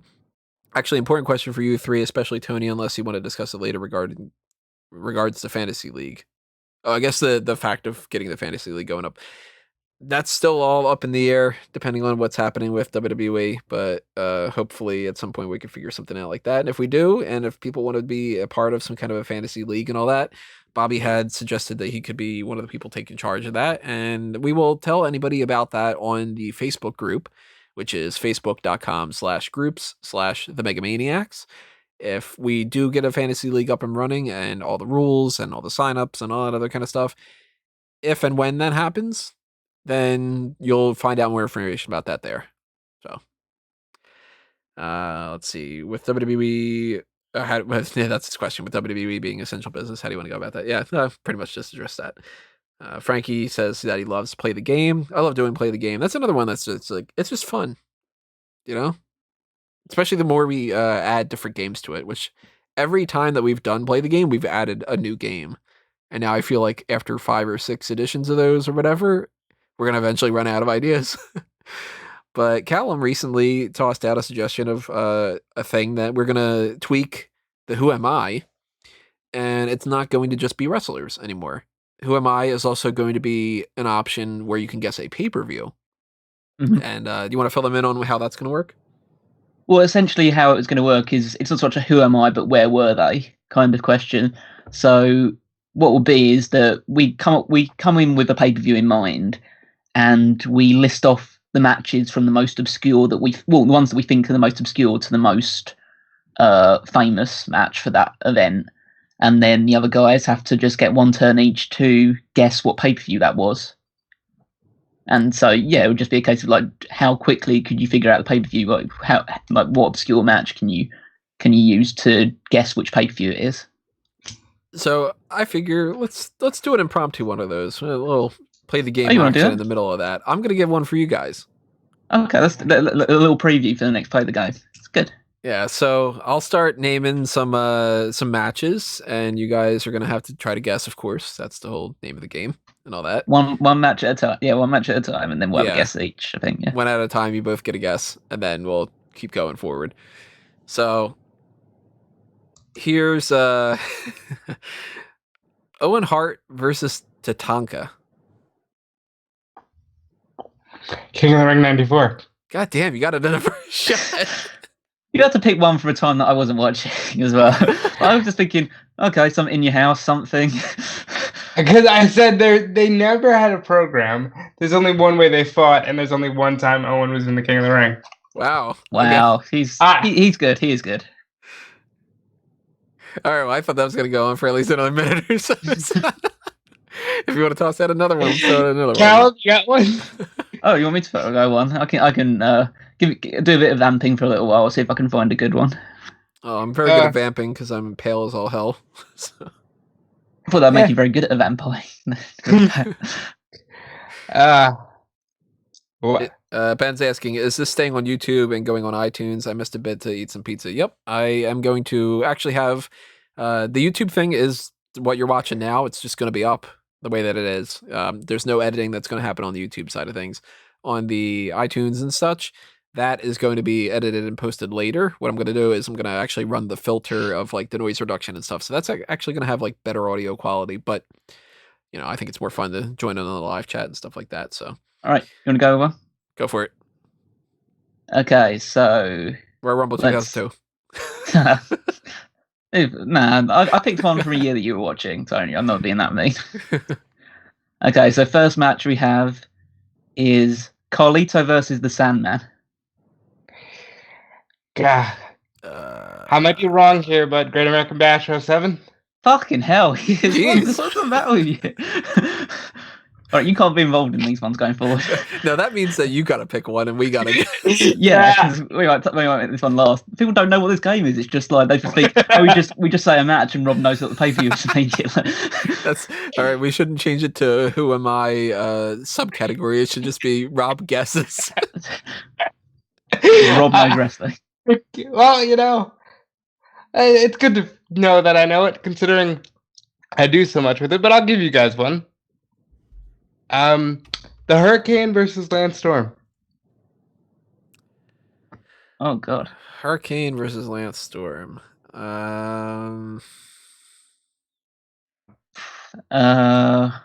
Let's say No Way Out 2002. No. I'm gonna say SummerSlam 03. No. If it's the SummerSlam card, that'd be great. Jazz versus Trish Stratus. Well, that could be anything. There's quite a lot of those ones. Saturday Morning Slam 2013. Is it Backlash 2003? It is not. So Vengeance 02. I don't even know if that was a thing. Mm-hmm. It was. Christian versus Booker T. Oh. Is that really? Bad Blood 2003. It's not Bad Blood. Oh, damn it. Unforgiven 2003. It's not Unforgiven. Oh, God. Kane and RVD versus La Resistance. Oh, fuck. Go ahead. It's Insurrection 2003. There you go. There we go. Never would have guessed. If you gave me 100 guesses, I would. Insurrection any year wouldn't have been on there. Because I know that Booker T and Christian were feuding in 2003 over the Intercontinental title, but he decided to go. It was the Lance Storm Hurricane one that completely threw me for a loop. So, when did they wrestle? Oh yeah, they wrestled on a show that didn't mean anything. Yeah. So we've established that I have strange knowledge for wrestling, and that'll be fun going forward. I'll just have to be on the questioning side of that. That's fine. I'm sure we'll find ones that you won't be able to figure out. Two of the three words, or the three words, I guess we could put on there to describe Rob when it comes to this is wrestling Rain Man. yeah. That there's a lot of truth to that. How many minutes until Wapner? Peter asks Pikachu versus Raichu. Raichu's better. Pikachu. Oh, I thought he was trying to say game that guessed the pay-per-view. I believe that was Vermilion City episode. It should be at the very least, Lieutenant Surge. Kurt Angle, Mark Henry is Royal Rumble 2006, by the way, Bobby Lesnar. Yeah. Well, no, if it's starting the pay-per-view, it started in day 06. Well, I didn't say necessarily had to start the pay-per-view. I was kind of going from the most obscure matches onwards. Yeah, I mean, the Owen Hart and Tatanka one was, I think, like the fourth match on the card or something like that. Oh, I read that as it was just going through the card. I was going to go with Thurman Plug versus Quang, and then I'm like, that already points out what year it is, because he's Thurman Plug at that time, but is it Quang or Quang? That kind of thing. Quang. Apparently, Jason Jordan might have gotten released. Well, he was a producer. Yeah, They seem to just be releasing all of this. seems like that's the case. Let's see here. Am I skipping over any kind of things as far as these go? I don't know if I did or not. Yeah, Howard had sent in a question. If a wrestler arrived in the WWE today, he would be told he wouldn't be getting a job. And wait, let's see what. Okay, if a wrestler arrived in WWE today, and they were a he or she, and their first or last name was COVID, and he or she was 19, would that person be let go because of the name of the virus, or would you give that person a chance on the main roster? At this point, they'd be let go because they're letting go of people. But actually, that's a big question. How many people do you think since this outbreak started have named their child COVID? At least 10. Yeah, it's got to be a dozen or so. And if it's not, there's going to be more people over the course of the next couple of months, because there's going to be people that are going to be like, well, they were conceived during the coronavirus, but we don't want to name them COVID, so we're going to just name our new daughter Corona. You know, they're going to do that kind of crap. And then some jackass will be like, yeah, I did the same. I named my son Pandemic. There's some dumb fucking names out there. If somebody was named COVID and they were 19 years old and they wanted to get a job anywhere, they need to use their middle name or something. Oh no, the middle name is Corona. COVID Corona. How old are you? 22. At least 10 and 8 of them are for Texas, Ben says. We named him COVID. Let's go with Emilio's questions. Do you think Rhea Ripley will get her title back from Charlotte? If Rhea doesn't win it back, do you think that who do you think will dethrone Charlotte? And who are you looking forward to Charlotte facing in NXT? She should get the title back. I don't know if she necessarily will, and I'm not looking forward to Charlotte against almost anybody, because I don't think that the dynamic is going to work all that well. Even though Charlotte's one of the better wrestlers, I am very confused about how Io Shirai versus Charlotte's going to work, for instance. It's going to be fun, that much right now. And at this point, I am now fully... If they're going to be stubborn enough to keep going, and I have an obligation to cover this, I'm now like, you better give me the best matches I can, because now it's really like, okay, you want to tout this smiles on faces BS, you know, like, you're gonna have to do a lot to even get your talent to try and put on a brave face when so many of their coworkers are just being let go. Oh, just in breaking news from that side of things, sad news, Deonna Purrazzo let go. What? Yeah, Sean just sent it to me now. What? Yeah, she just tweeted about it. So. Oh, okay. So she jumped the gun on the other people. Dude, hold on. That's another. Wasn't she on Raw this week or last week? Wasn't she just on Raw? She was on Raw at the start of the year with Chelsea Green, I think. No, I mean she was on one of these. She lost to Nia Jax on her last week. Oh right, yeah. Yeah. Yeah, they're not great. I mean, she was part of that. She was part of the qualifying for that ladder match that they did in NXT. So that is. Yeah, I think now they're starting to go through the NXT people. But with regards to Charlotte Flair, I think Rhea Ripley will win the title back, and I think she'll beat Charlotte Flair to do it. If it's not Rhea Ripley, I imagine it will probably be a heel Candice, and they'll just turn Charlotte babyface, because why the hell not? And I think that the match I'm most looking forward to is, well, the Io Shirai match, which is coming up, should be great because those two are really great wrestlers. I think she'd probably put on some good matches with Tegan Nox and Candice, and yeah, it's hard to tell because Bianca. I would have said Bianca as well, but I know she's had a good match with Bianca already, and she's on Raw now, so I don't think they're going to have that. But then again, Charlotte's also on Raw, so maybe they will. Charlotte can do whatever she wants, clearly. Like, yeah.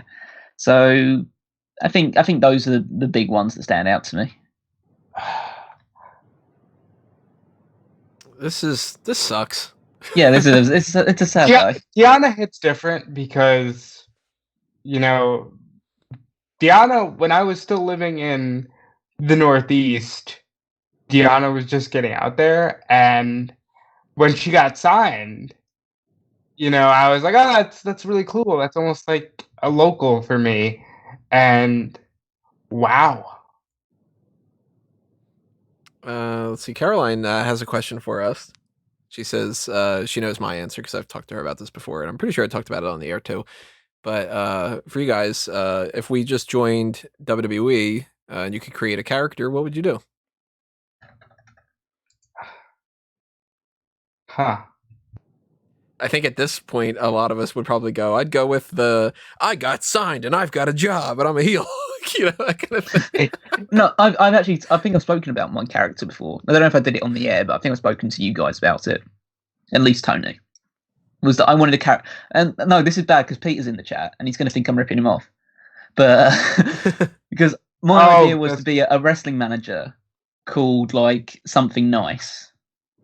Like, I know he's obviously Petey Nice, stuff like that. But then it would be a heel who would be like overly like saying that, oh, I'm like one of those like Bo Dallas characters, which is like, oh yeah, I'm super good, and all these other people are just wrong and evil and stuff like that. They're just being really, really mean. And so you'd be like this heel who's just infinitely dislikable because of the fact that he wants to be so likable and he thinks that he's the babyface in every situation. And he'd have a stable called the Nice Guys.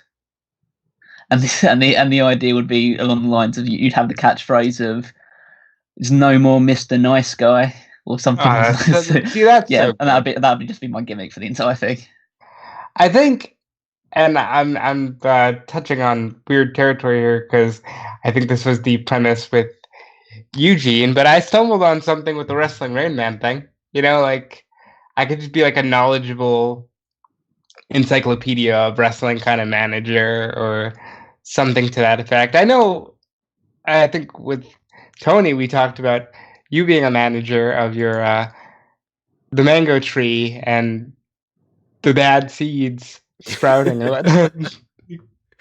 I would totally want to be. I mean, there's no athletic bones in my body, so I would never be a wrestler. But like, I would want to be a manager for sure. And if you had ever checked out Payton's his MPW WWE 2K league that he does on Twitch and such, the Anton character was my idea of like how would I amp up that kind of stuff and just be a real pompous douche who, I mean, my entrance was my arms up the entire time soaking in all of the pyro that the pyro kept on the entire time. So it's like the entrance as soon as the pyro started with the beginning of it up until like the bell rang was pyro for me in the ring and outside of the ring and all that, just be like full on over the top like that. And my entrance theme that I used for that was the song that they used for those Arby's commercials. The ones that's like bum bum bum bum, that kind of thing, because it was see, I couldn't pull off my character that I did for that league because my character was a rip-off of the Undertaker called the Thunder Baker. The Thunder Baker. It was just a chef that like put thunder through his like hands and stuff like that. But it was essentially, other than that, just the Undertaker's moveset and everything like that. But if I was to actually wrestle, the character that I had considered was essentially, it was a guy who I didn't have like a name for him yet, but it would just be a guy that has a playbook, and so he scouts all of his opponents before he wrestles them, and he brings a clipboard with him to the ring which has all his notes that he's taken on the wrestler, like he knows where his weak spots are and things like that, and you build the match around targeting that weak spot. So that would have been like my sort of like, okay, so this guy's like the scout or something along those lines. You know, a gimmick that it wouldn't apply to me, but I've always thought like if I were to be on the writing team, what I would pitch is that somebody should go with the nickname the Ticking Time Bomb, and that you could give them gear that would kind of go along with it, like maybe there's like a little bomb on their tights and whatever, like the little like Mission Impossible where you see the string and it's leading towards the charge and it's going to explode, like have that be a part of like their ring gear, or have that be a part of like their entrance ramp kind of thing, and you can have like a ticking be the beginning of their intro for their entrance theme. And I always liked Ken Shamrock when he would snap.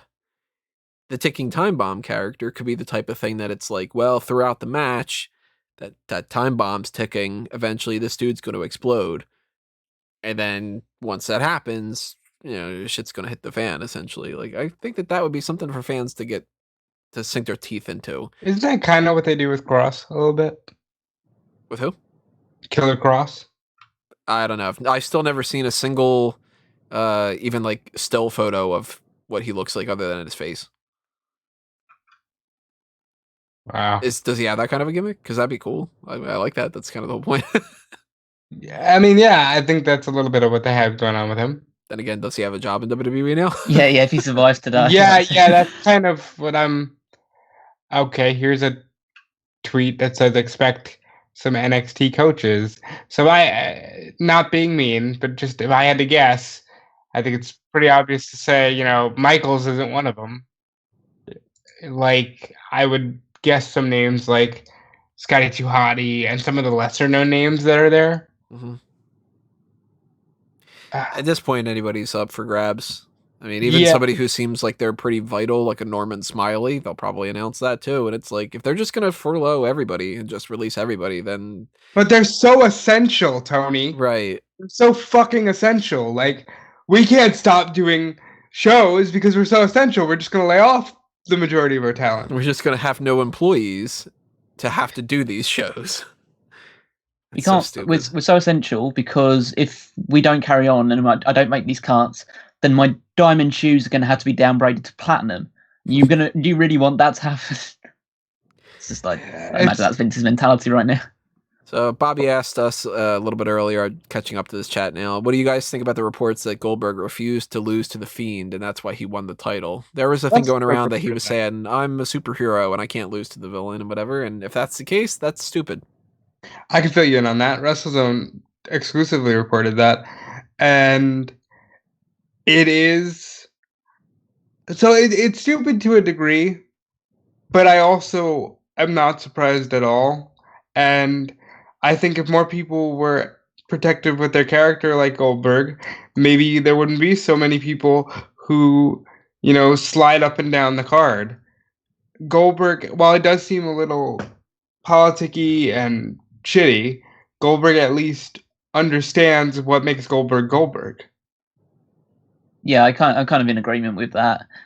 I feel like it wouldn't have made him popular and it wouldn't make people backstage popular if they cared more about their character's credibility and legitimacy. I'm pretty sure, let's put it this way, I'm pretty sure Stone Cold would have refused to job to The Fiend in that sort of scenario as well. It's because they understand that the Fiend gimmick is silly. And even though people like it and there are a lot of people that are behind it, it's not credible, really. If I were in WWE shoes back then, and if Goldberg would have said, I'll do the match, but I have to win and I have to be the champion going into WrestleMania, I'd be like, okay, then you're not going to fight The Fiend. Unless, of course, that's what they wanted, and then they just went along with it anyway. But, like, to me, that's kind of like, you're not bigger than the company, and we can go ahead and have you fight somebody else then. Like... Well, the idea is that it said... that's why they're not really rushing to have Goldberg back even outside of the current circumstances because they're kind of mad that he pulled some creative control card. Let's see. Los Angeles, hold on. Los Angeles, set to host WrestleMania in March 2021, may not approve large gatherings for at least another year. So, I mean, WrestleMania can barely make that cut to be the first major gathering, and they'll cream themselves over that opportunity. But what about that? What about if we can't even have WrestleMania in Los Angeles? Oof. The way that everything's going, I just assume the whole world's just falling apart, so I'm not surprised. No, it is. Guest 5 had said, Mango and the Bad Seeds sounds like an indie band that Tony would have started in high school. Well, you're not a music guy. I don't even know if you would start as a band called Mango and the Bad Seeds. I can't sing. I did a musical in high school, but my character was a drunken British guy. So, I've got like a horrible attempt at a British accent on top of being drunk and older. I was supposed to be somebody's father in the whole thing. It was My Fair Lady, and I was Eliza's father in it. So I'm singing like "Get Me to the Church on Time" and all that kind of stuff.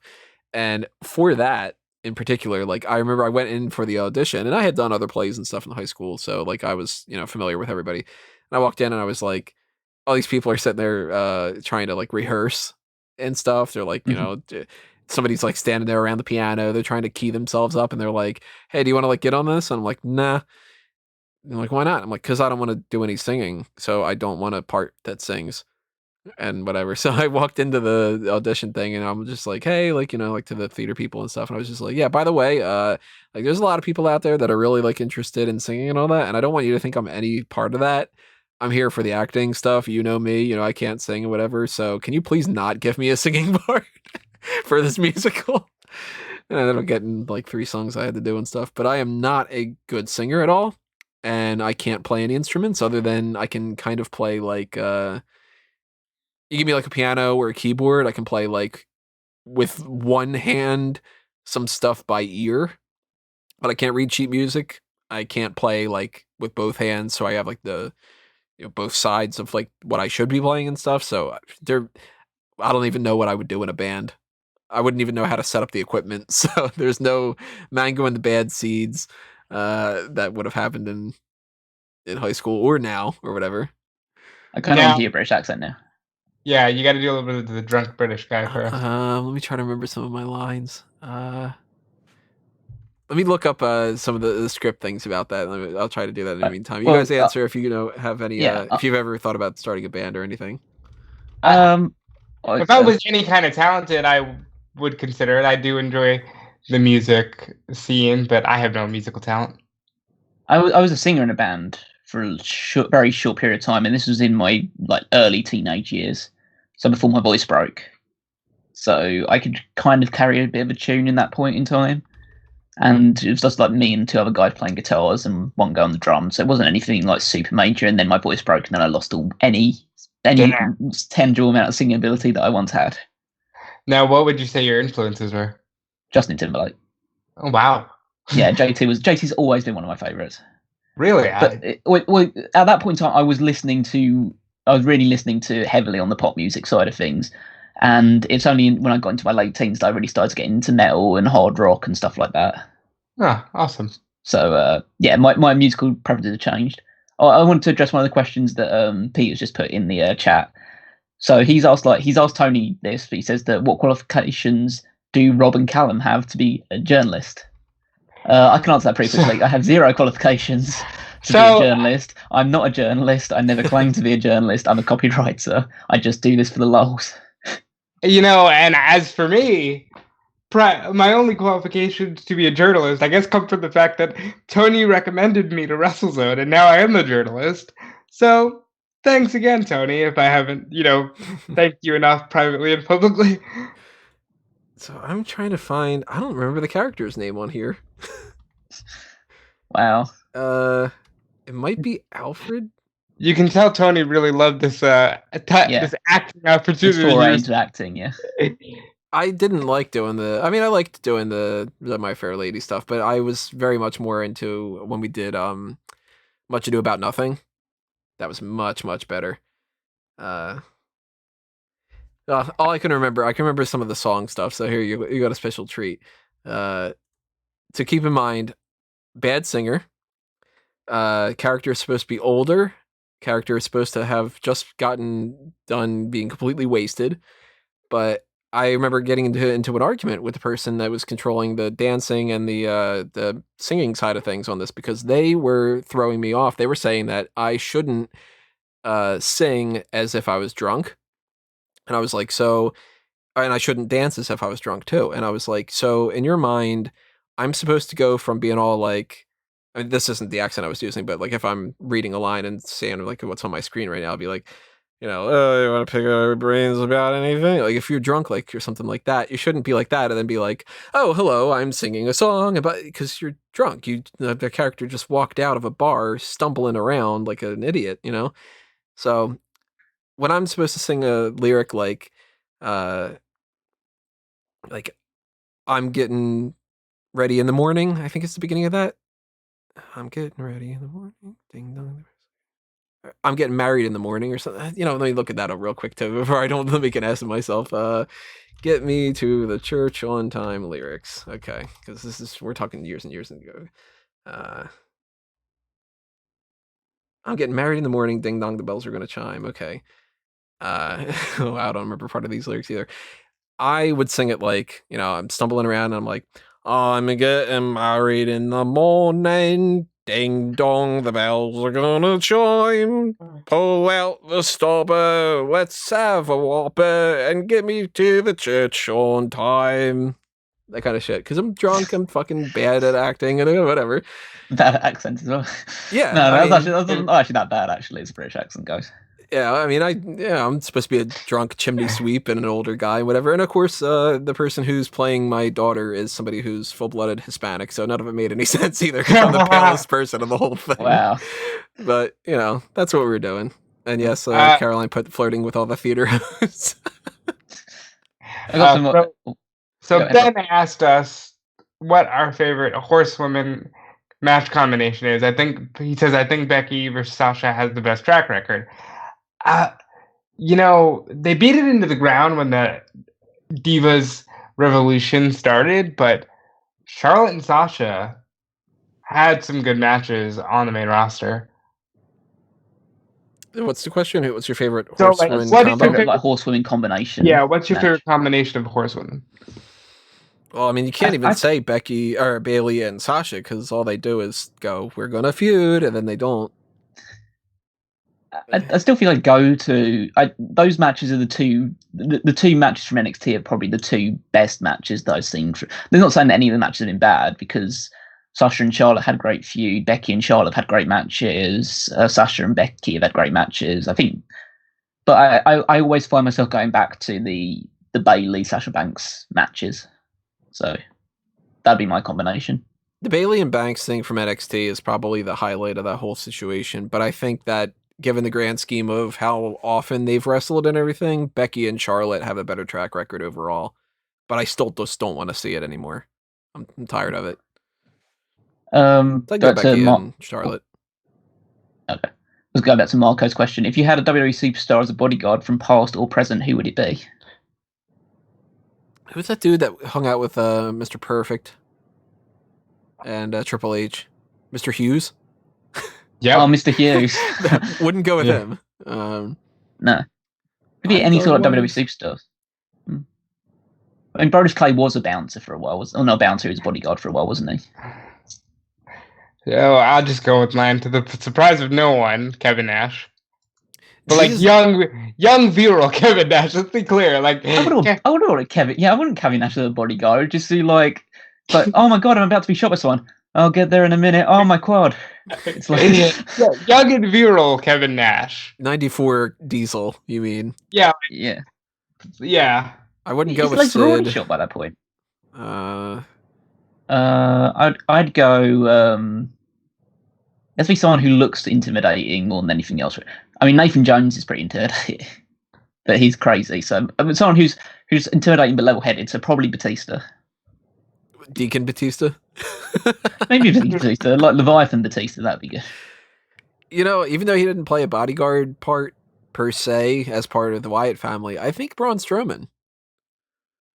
Because I feel like I'd want a bodyguard around me that I would kind of have fun with, and instead of just them being like, all I'm literally doing is standing next to you and just being like all super serious. And Braun. The thing is, I don't think you'd get along with Strowman. Yeah, I don't think so. Nah, Strowman seems like he's very, hey, let's go shoot some guns in America, and I don't think that you're true. Like that. I might get along with Harper. If we're talking about just like, he's a pretty big intimidating dude. I feel like if he hits you, you'll feel it. Or Brody Lee. The Exalted One. Vince McMahon parallel. He's gonna, as long as he takes me to that steakhouse, that shit looked great. Someone like Moxley or Joe Janela, because they'd just be literally put their body on the line for anything. Moxley, yes, because I don't think Janela... Not intimidating enough, is it? Yeah. All right, so then on the flip side, who would be the worst bodyguard? Velveteen Drew. Drake Maverick. I'm thinking Hornswoggle, because apparently everybody fucking hates him. Really? Oh, Enzo then. Enzo would be the best. Yeah. Okay, you might beat that one. Yeah. At least with Hornswoggle, you're like, okay, I don't really want to fuck with a really small dude, but Enzo is just like, Hornswoggle might at least bite your kneecaps. yeah. Enzo will just stand there and shout and grip his consensually. So I'm thinking Hornswoggle would be annoying because he would be annoying to be around based off of what everybody keeps saying, and that he wouldn't be able to be a bodyguard. But I think you got something with Enzo there, because I think Enzo would actually pick a fight instead Yeah, of he trying to. pick for you. What other questions do we have going on? I'm trying to catch up here. What do you think about Tony Storm versus Charlotte? I think that could be a really good match down the line if they're both still employed. Yeah, I was gonna say I hope Tony Storm makes it through this. They haven't clarified yet whether or not the NXT titles count towards Charlotte's thing. No, She's either but they 10 or probably she's will. 12 or 11 I or just 14. started saying she's the 12-time champion because at this point it's accurate and fuck. I love when Big E points that out. He's just sort of like, she's going to have more titles by the end of the year. That's, that kind of thing. Like, And it's possible. All she needs to do is win it 4 more times. She can do that by the end of the year. it's insane. Bailey and Becky right now is really the only combat that hasn't really happened a lot. Yeah, that's pretty sure. They didn't really have much of a feud going on. Matt Morgan is Peter's choice for a bodyguard. Braun Strowman from the old ways, the No Way Jose conga line days. Yeah, I forgot that he was a part of that. Was he the burger, I think? He was the baby, I thought. He was something or other. That's when he was like pre-Wyatt family. Ben says, I'm playing 2K19 as I listen. Ronda just returned to attack Asuka out of nowhere. Is this a sign Ronda's coming back soon? The way that Based on her been, current things, I don't think she'd be very popular coming back. So. Yeah. Ronda would make a hell of a bodyguard, although she might have some of Enzo's qualities of picking a fight. But then if she was the bodyguard and she lost the fight, would she just not be her bodyguard anymore? Yeah, she'd have to go on hiatus for a long time and find herself again. Yeah, she's a good bodyguard unless you've got I can't remember the name of the people that beat her, but like Holly one Holm? of those comes up. Yeah, Holly Holm. Yeah, it's a good bodyguard until Holly Holm comes around, then you're fucked. And Cyborg, right? Yeah. And the whole thing about like her she like won't have the match with Cyborg. Yeah, isn't that the whole thing? Peter says Hornswoggle worse. No, Enzo, you're right. Oh, good point. The security guard who tried to strap Gronkowski at Mania. She jumped right into that. She was cool. She took out Enzo too, didn't she?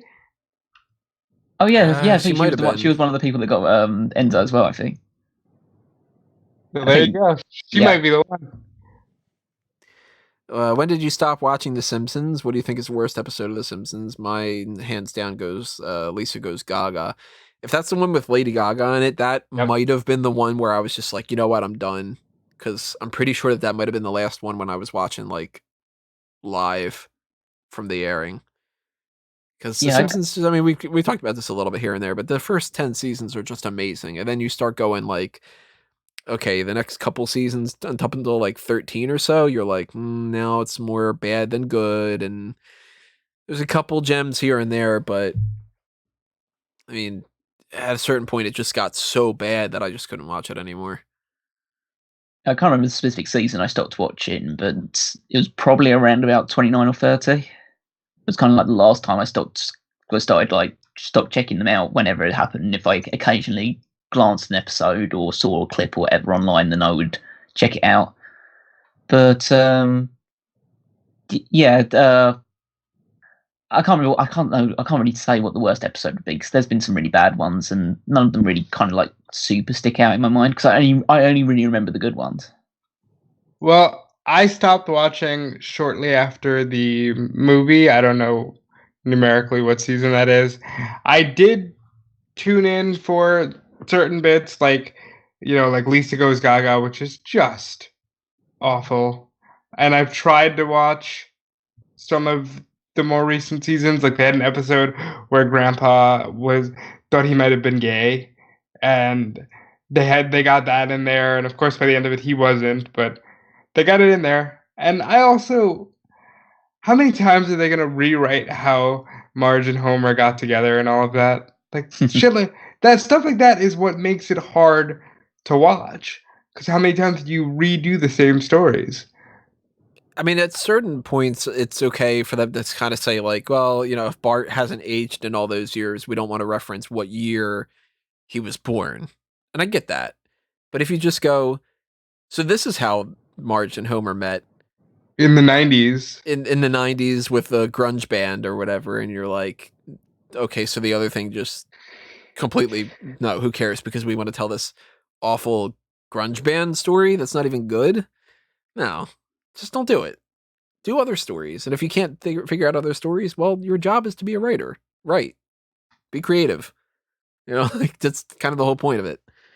If they just keep recycling all these things where it's like, I don't know, how about we insert character thinks he's gay? Haven't they done like practically every version of that by now? And they just got around to like, what if Grandpa's the one this time? Like, then Yeah. you're not even doing your job. Anybody could do that. You could just do what they did on South Park, where they were having the manatees pick out the things, the certain balls for the Family Guy stuff, where it's like, all right, this one's the Pope, and he's going to have a toilet problem in San Francisco. Okay, well, that's what we're going to do then. Like, that's just not creative. And The Simpsons used to be so good for so many different things. Character work, jokes that were on the wide spectrum of things too. Like, I'll say it over and over again. Like, one of my absolute favorite episodes, if not my favorite episode of all time, is the one where Homer sees the alien. And that one has That's so good. pure jokes, like just we set up a joke and then we told you the joke. And it's got jokes that are just wordplay, and it's got jokes that are absurd. Like, one of my favorite jokes out of any episode of The Simpsons ever is the very opening line from that show, where it's Leonard Nimoy and he's doing the introduction and he just says, "Hello, I'm Leonard Nimoy. The following story is true, and by true I mean false." Like, that's so good. And that's amazing. And they tried when it came to those kind of things. And now it's like, I don't know how it's been the past bunch of years, but I know I stopped watching once we got to the point where Marge was saying things like, "What the dillio?" And it was like, am I supposed to laugh just because Marge said a thing that kids are saying a couple years before that? Is that the joke? Like, what is wrong with her voice now? I haven't listened to it in a while. I don't know what she sounds Because like. her voice just sounds awful. And I mean, it was never great, but lately it's been just really bad. Well, it's been like 30 years, so I imagine the actress that plays her is probably not as strong in the vocal range as she used to be, or something like that. That's possible. How old is Julie Kavner? Let's see, Julie Kavner. I'm gonna She's guess been in her 65? 60s or 70s now. She is 69 years old. Fucking hell. Dude, end the show before you had no choice because all the character actors died off. Like, come on. Yeah, what happens if like Dan Castellaneta can't do the show anymore? Or then we don't even get an ending. We just get it's over. Yeah. They gave Martin a new voice? Ah, that's probably not good. That whole thing is just that's depressing. Sad. The show is so good, and those first 10 seasons are perpetually always going to be my favorite TV show of all time, I think. But once you start getting past that point, then I can't say The Simpsons is my favorite, because like Seinfeld was good from start to finish. Seinfeld ended. It was amazing. I even like the final episode. All that stuff so good. There's not a bad episode of Seinfeld. The Simpsons, at this point, 2/3 of the show is awful. Bad ratio. They survive strictly because the first third of it is so good that like everybody just lets it go. You can't even say the same for Family Guy, and I love Family Guy to a point, but it's certainly not the same ratio. Family Guy had a couple really good seasons at first, but they fell off with that like Conway Twitty stuff, where they're just doing things to troll. No, after a while, I'm not going to watch the show anymore if that's the case. Or oh god, what was the name of that song that they kept doing for over and over and over again in the one episode, where it felt like it was like over and over? Maybe it's just like one really long thing, but they got into this like track record where they were doing these musical numbers on that show, and they would take up like 6 minutes of the show. It was Shaboopy. Oh yeah. Where that was like, that's not even a joke. You're just doing a musical number of singing some kind of a song that you think is funny or whatever. but it's like 8 minutes or whatever out of like a 20-something minute show. If you didn't want to write the episode, then just do a clip show. The Simpsons did a clip show and it was fucking hilarious. The 138th episode Spectacular or whatever it was. Such an amazing episode. I love when Troy McClure is like, oh, this past summer everybody was interested in who shot Mr. Burns. Then they found out it was the baby. Like that. It's so good. I miss the good old Simpsons. I would love for them to like end on a high note, but I don't even see how that's feasibly possible. They'd have to get back older writers. They'd have to get Conan, John Swartzwelder, to bring back the older producers, Al Jean, and so on and so forth. And they'd have to be like, hey, guys, write the final season. Let's boot all these other people that think that they know what they're doing. And then maybe it would work, but I don't know. They're probably just going to continue until it just sort of ends with some random episode where it's just like Bart decides that he's going to befriend a kid in school who's voiced by insert celebrity. That kind of thing. Frankie said, I know you like Modern Family. I used to watch, but then I stopped. Not that I didn't like it, just forgot. I'm going to binge it on Hulu. But my question is, did you watch the series finale? And how was it in your eyes? Am I the only one here that watched? You're Modern the only Family? one who's seen the Modern Family finale. I haven't seen it yet. What about you, Callum? Did you watch the show?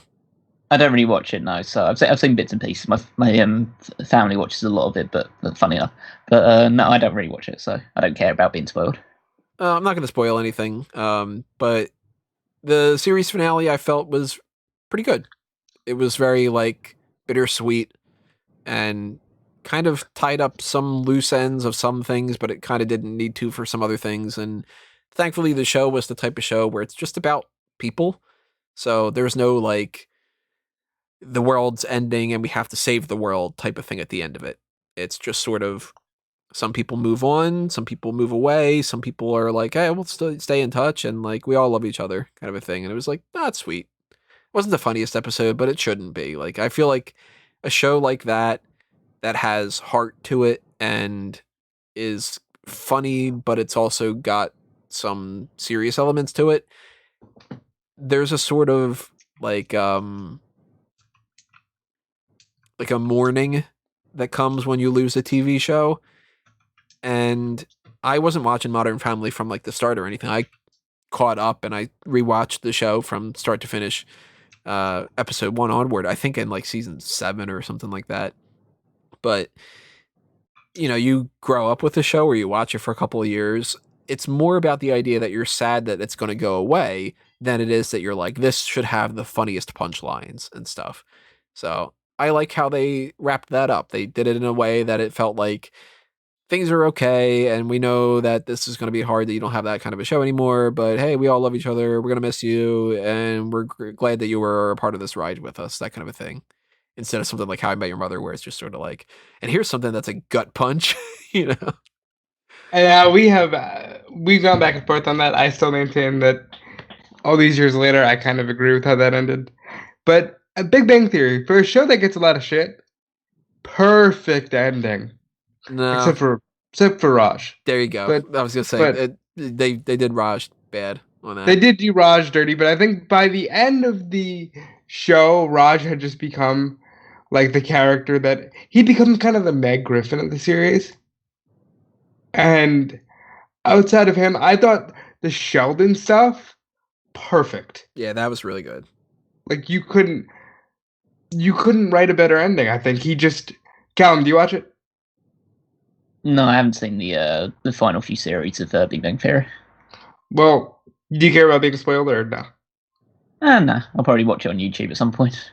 Well, the ending is just him. He finally gets the Nobel Prize along with Amy, and it's everybody just being like, you know what, you're too much to handle, and because the whole show has been about them caring for Sheldon through his quirks, Sheldon finally realizes, oh my God, I'm so much to deal with, and his Nobel acceptance speech, instead of everything he was going to say and had wanted to say all these years, was just, I got this because I was tolerated and loved by a group of people, and I want them all to stand up and accept this with me, and I love you all. Perfect. Yeah, that sounds like a good ending. Much better than some of the suggestions I had heard before, where some people were like, what if the show ends where they're actually like they come back from the future and they figured out time travel and all that? And I'm like, what the hell kind of a show are you watching? This is a show about geeks talking about like, hey, the hot neighbor next door is she just moved in. How do I talk to her? I don't know, but did you check out the new Green Lantern comic? Like that's what the show's about. That's not some quantum leap shit. Yeah. I always thought it would end with them taking that first ride down the elevator together, because the whole Yeah, that show, the elevator elevator get didn't fixed. work. Yeah. Well, they fixed it in the end, Yeah. didn't Yeah, they did, but it was just like, oh, hey, by the way, this is fixed. they? Yeah. Let's see. We're gonna wrap this up in a minute or so because we're at the 2 hour mark. So try to get in any quick questions while you can. Well, I was going to go back to one which I thought was quite interesting that Bobby Lesnar put in a little while ago, which was if you could undo one title change from the Raw after Mania 35 to Mania 36, what would it be?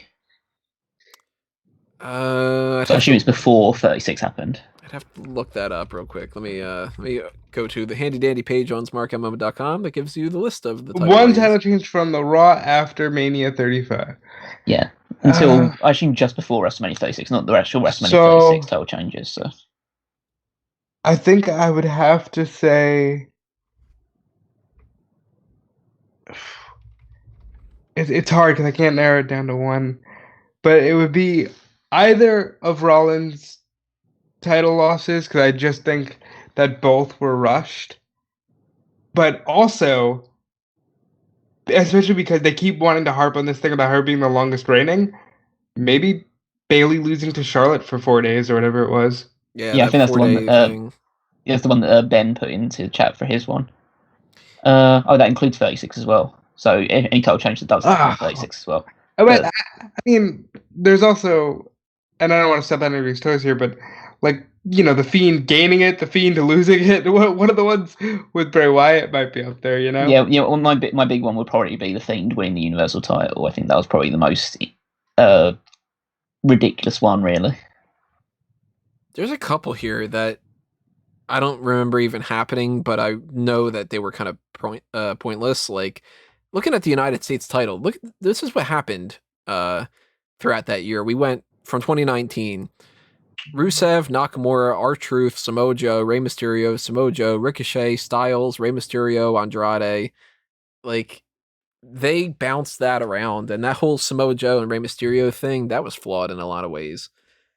So I don't know. Maybe I'd get rid of No, I don't want Ricochet to lose that title. I probably wouldn't go in that direction, so keep that on him. Maybe the Charlotte thing with Bayley, because that's sort of weird. The Finn Balor and Bobby Lashley Intercontinental title thing, wasn't a fan of that. Daniel Bryan and Rowan won the tag titles. I forgot about that. And this is only a year ago. Yeah, too many things happening in the past year or so. I'd also put out there the Iconics winning the tag team titles. Yeah, I would have gotten those belts off Sasha and Bayley in a much different way. There's plenty in the 24/7 title. Oh yeah, that it might have been worth it to get rid of. So Marshmallow shouldn't have won the championship. Yeah, I don't think it really matters. That's harmless though. If when you consider all the damage that Sasha and Bayley losing the belts did, how they didn't utilize the Iconics, that's a good one to put up there too. I would probably say I wouldn't have had Lesnar cash in on Rollins, and I probably just would have had them do the thing where Lesnar cashes in on the first SmackDown against Kofi, and then you don't feel like they jobbed out Kofi so much because, of course, anybody would lose to Brock Lesnar if Brock Lesnar just has a briefcase that says, yeah, I'm going to beat you now. But, it's at the end of the day, a lot of title changes, and a lot of them are already forgettable. I'd be tempted to get rid of the Shinsuke Nakamura Intercontinental title reign. He didn't do anything with it. I think you're specifically just going for ones that annoyed you rather than anything that has any real weight to. Yeah, because some of the things with the weight, I don't know how that affects things. Like, if you got rid of, for instance, this is before Mania, the Miz and Shane McMahon. That was prior to Mania, so I can't pick that one. But like, getting rid of, for instance, like, I don't know, the Strowman and Rollins tag title reign or something like that. Like, I wonder how that would have changed whatever else would have come. It probably wouldn't have. So I guess probably the Charlotte thing with Bayley, because that was just stupid. They didn't need to have Charlotte win the title from Asuka, drop it to Becky, win it from Becky, drop it to Bayley, win it from Bayley, drop it to Bayley. At that point, just keep it on Bayley for the year. I don't think Bayley should have had the title for a year to begin with, but they clearly had nobody else. they did. They just didn't want to. They could have gone with anybody. They could have had her drop it to Lacey, and I don't think anybody would have really cared. Okay. Should we just try and quickfire rattle off the rest of the questions that are on here? We do have a couple more? Okay. Yeah, just from Peter and Ben, yeah. So this will be the cut-off point. So from Ben's final message here, we'll probably just say that these will be the final ones we answer. Alrighty. So Peter's first one. Do you think Alexa and Murphy have bad blood between them? Nah. I noticed they're not on the same brand. Can't recall them being together with the breakup and stuff. They might. We can't know. We don't. Yeah. We're not insiders to that degree to know if they do or do not. It wouldn't surprise me, but again, it doesn't really seem like it's. Is anybody really cordial with their ex? Well, see, in WWE, it seems like things are weird. Sometimes it seems like people get along better after they've already broken up, and sometimes it seems like they probably couldn't be in the same room together. And I am not aware, at the very least, of any kind of like comments that are like undercutting Murphy or undercutting Bliss from anybody. Like, I don't know of a situation where Bliss would have said something like, you know, oh, like I've had a lot of bad exes and whatever, or some of them are still around, or, you know, something like that. Like, it seems like they probably just amicably split, or they're good at hiding it. I don't know. Okay. So I mean, Alexis is on the same brand as Sasha over and over again, and they definitely have heat with each other. So if she's able to keep doing that, and she's on different brands from Murphy, either that's just coincidence, or maybe there's some kind of weird kind of tension or something. I don't know. I mean, I'm completely unaware of anything at the very least. So. Okay. So Peter's got a couple of things for like Triple Crown and Grand Slam things. So do you think Braun Strowman will win the United States titles to become Grand Slam champion? And do you think MVP will win the IC and World Championships to become a Triple Crown and Grand Slam champion? Absolutely not for MVP. Yeah, I'd be surprised if MVP wins his match next week, let alone any championships. Braun winning the United States title. Before Frankie leaves, very quickly, happy birthday, Frankie. Happy birthday, Frankie. We didn't know. Happy birthday, Frankie. Braun Strowman getting a United States title, I think he probably will down the line. I don't think that they're going to have him have some like multi-time world title reign. This is probably one of those circumstantial things. So he could win a United States title. Yeah, absolutely. MVP? I think. Go ahead. MVP won't win it. No, MVP is probably not going to win that. He's definitely not going to win the world. He could win the Intercontinental, but didn't he say that he retired and he's wrestling next week? He's wrestling next week in the Money in the Bank. He might be in the Money in the Bank ladder match, Tony. Yeah, so don't trust anything when it comes to that. But I don't think that he's even going to win the IC title, let alone win that and the world title. That's just not going to happen. How would you take the title off Becky? Ronda. Yeah, it's quite long-winded, but it basically comes down to 3 options. Becky gets injured and you force to take it off of her, like Peter suggests. You pray that Ronda comes back and you give the title to Ronda, or you build up Nia Jax and have her to win it. Because that seems to be the path that they seem to be taking right now. I think I would take it off by having her lose and undo the either Velcro or the snaps in the back. Okay, well. But who loses and who undoes the straps? Somebody on the roster. A fellow competitor. Which there might not be many left at the end of this night. No. I think I'd probably I would have probably gone Baszler originally, but now that's all up in the air. So sounds kind of stupid, but I'd probably say Charlotte. I think that if they try to just bounce around the whole Baszler thing over and over again and go back to it, it's going to be weird. I don't like the idea of Nia Jax being the next champion, and I don't think that anybody else is ready for that spot. So Ronda is just sort of reverting to the status quo of what happened before that, and I don't like that idea. You're gonna give it to Charlotte anyway, just have Charlotte win it. But at that point, can we just have Charlotte merge all the titles? Like, she just wins all 3. Charlotte becomes the championship. Yeah. Like she gets passed around too. Okay, and the final question from Ben is the fun fact: the Raw Women's Championship has the least amount of title holders of any championship in WWE today, with only 7 women holding it. Who do you think is going to join that list in 2020? So I guess it's pretty similar to. So do you think anyone's going to join that list in 2020?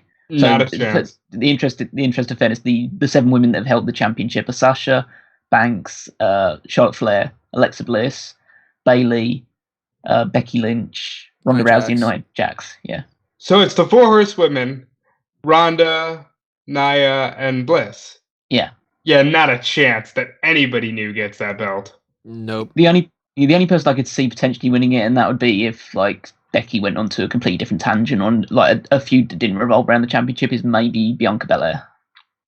And that's, or like if they decided to retcon everything and just go, we wanted Shayna to be champion all along. But nah, I say no. I think that we're not going to get any kind of new champions for almost anything for a while. Like, I can't imagine that suddenly they get this big push of like, we're going with Ruby Riott or something like that. But who knows? With the way that things are going today, with all these releases and all this stuff, and the fact that they seem to think that they can do this and record live going forward during a pandemic and not have issues and all that, we might be talking in a month about how there's nobody on the roster. We might be talking about how, like, who would have seen this coming? Who would have thought that in the time frame after whatever the hell this WrestleMania is, of what you want to call it, that April 15th, when we would normally be in a situation where we would go, well, there's a superstar shakeup and maybe something's happening, whatever like that we would go, well, Zack Ryder and Heath Slater and all that, these guys are being released, but that Austin Theory guy went straight to the main roster. Like, it's completely up in the air what the hell's going on right now. So we might be in a situation where the next Raw Women's Champion might be, I don't know, it might be Chelsea Green, for all we know. Although I'm kind of anticipating that she still might get released too, because... Well,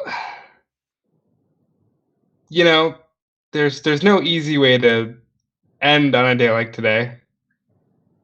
Yeah, I mean, the mailbag's ending, but certainly the news is not. I mean, by the time we get to Friday, and Tony and I are doing the hot tags, it might just be 1,000 times worse. Might be. And it might be better. Maybe there will be some good news in the mix too. I don't know. I highly doubt it, but still. Let's look at it. I got one final question, and it's for Callum specifically. On a scale of never to never in a million years, do you think this influences anybody to unionize in the wrestling industry? It's not going to happen, so there's no even point even talking about it. Really. Exactly. Okay. No, just because I'm scrolling through Twitter and everybody's unionize. A lot easier said than done. I mean, this might be one of the biggest. If there is like turning points, then this might be it. But there've been other turning points in the past as well, and they've all been quashed. And if this was happening in like another landscape and it was a different person in charge, then maybe, but it's the guy who's in charge, and he's got the backing of the most powerful man in America, so I don't think anything's really going to come of it. This would be the time, though. I mean, if they decided that they wanted to say, oh, you need us, we're essential, and you're going to get rid of a whole bunch of us and whatever, we're going to stop. Yeah. WWE would have like no real means of a bargaining chip when it comes to that, because they can't just go, well, we'll hire a whole new staff of people. Not when you're firing people. Like, I'd say if it is going to happen, now's the time to do it. I just don't have a lot of confidence they will. Yeah, I don't think they will either. But what I hope that everybody does out there is that they enjoy what's happening next in whatever fashion it is. We can't obviously tell you what is happening and what to look forward to and what to not look forward to and all that, but When things drop and the news happens, we'll talk about it in some fashion, whether it's the hot tags or we'll lump it into whatever the main event is for next week, which I'm not entirely sure what we're going to do, but it's coming up soon. I guess we're getting Money in the Bank, so at some point over the next couple of weeks, we'll address that. And leading up to this, maybe we'll do our usual fan tracks, or fan announce table, I should say, of a previous Money in the Bank ladder match. Maybe we'll just run through and do a fantasy draft thing with whatever roster members we have left. I don't know. Whatever is happening, though, it'll be on this channel, Smark Out Moment. It'll be up on smarkoutmoment.com. It'll be out there on the social media accounts, Facebook and Twitter at Smark Out Moment. So if you should follow all that stuff, you should be aware of when these things get posted. Hopefully you enjoyed this mailbag. Hopefully you liked it being live too. I like the idea of doing these live when we do these quarterly things at the very least. So if we can figure out more of the audio side of things too, I think that'd be really good. And if you have any suggestions about that, that'll be awesome for me too, because I'm learning this on the go. But I think that pretty much wraps us up with those things. The mailbag stuff we'll get into quarter 3 around probably a little bit before SummerSlam, if we have a SummerSlam, maybe like the end of July or something like that. I don't know. We'll keep you posted on that kind of stuff. But yeah, if you did not get a chance to send in a mailbag question and you want to send it in well in advance, send it now. I'll backlog it and we'll do it when we do it. I didn't do a lot of other plugs along the way here, so let me just hit with a couple while we're still here. I mentioned the Patreon. I already did that whole rundown, but if you are not aware, there's also a Patreon for Fanboys Anonymous. And if you don't know what Fanboys Anonymous is, that's my geek culture website where the movie reviews, whenever movies exist again, and TV shows, and talking about superhero things and video game things and all of those kind of stuff, you'll find that over on that website. And I'm going to try to get some more stuff going with the two of these guys and some other people and to just do more content for that. I've been working on a couple little things here and there where I've been really in a Bond mood lately. So I've been doing my 007 essential elements to make the perfect James Bond film. And that's become a really long article at this point. So I might try to make that in a podcast form, or I might do something like that. I'm not entirely sure, but if you want to hit up any of those kind of things, fanboysanonymous.com is where you'll find it.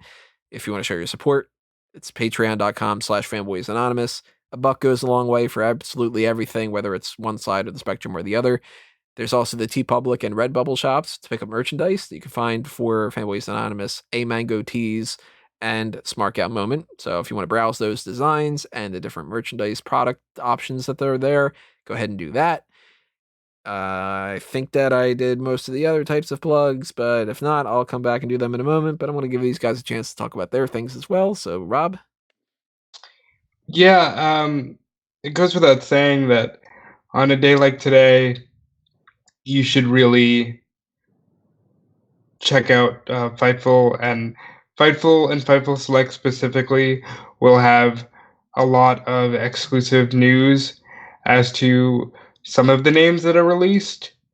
So I would strongly advise staying there. WrestleZone as well. I'll be doing the WrestleZone daily at some point today. And yeah, just keep an eye on those things and follow me on Twitter and Instagram at Dude Felice. Calm. You can follow me on Twitter at Wigmeister14. Check out all of the articles on smarkoutmoment.com, including the Power Rankings, which is my weekly contribution. And yeah, that's it from me. Okie dokie. You can follow me at Tony Mango and at A Mango Tree, and obviously Fanboys Anonymous and Smark Out Moment and all that stuff. If you click around, you'll find plenty of different things going on and stuff, and you can check out the Bleacher Report stuff, the wrestling news stuff. So much going on in a time frame where who knows why the hell this is essential. But we will see you next with the hot tags, probably on Friday. And then we'll roll along and figure out the rest of things as we figure it out. But thank you for joining us for the live show. Thank you for joining us after the live show, if that's the case. And we will see you next time, everybody. For now, this has been another Smark Out Moment, and we're being counted out.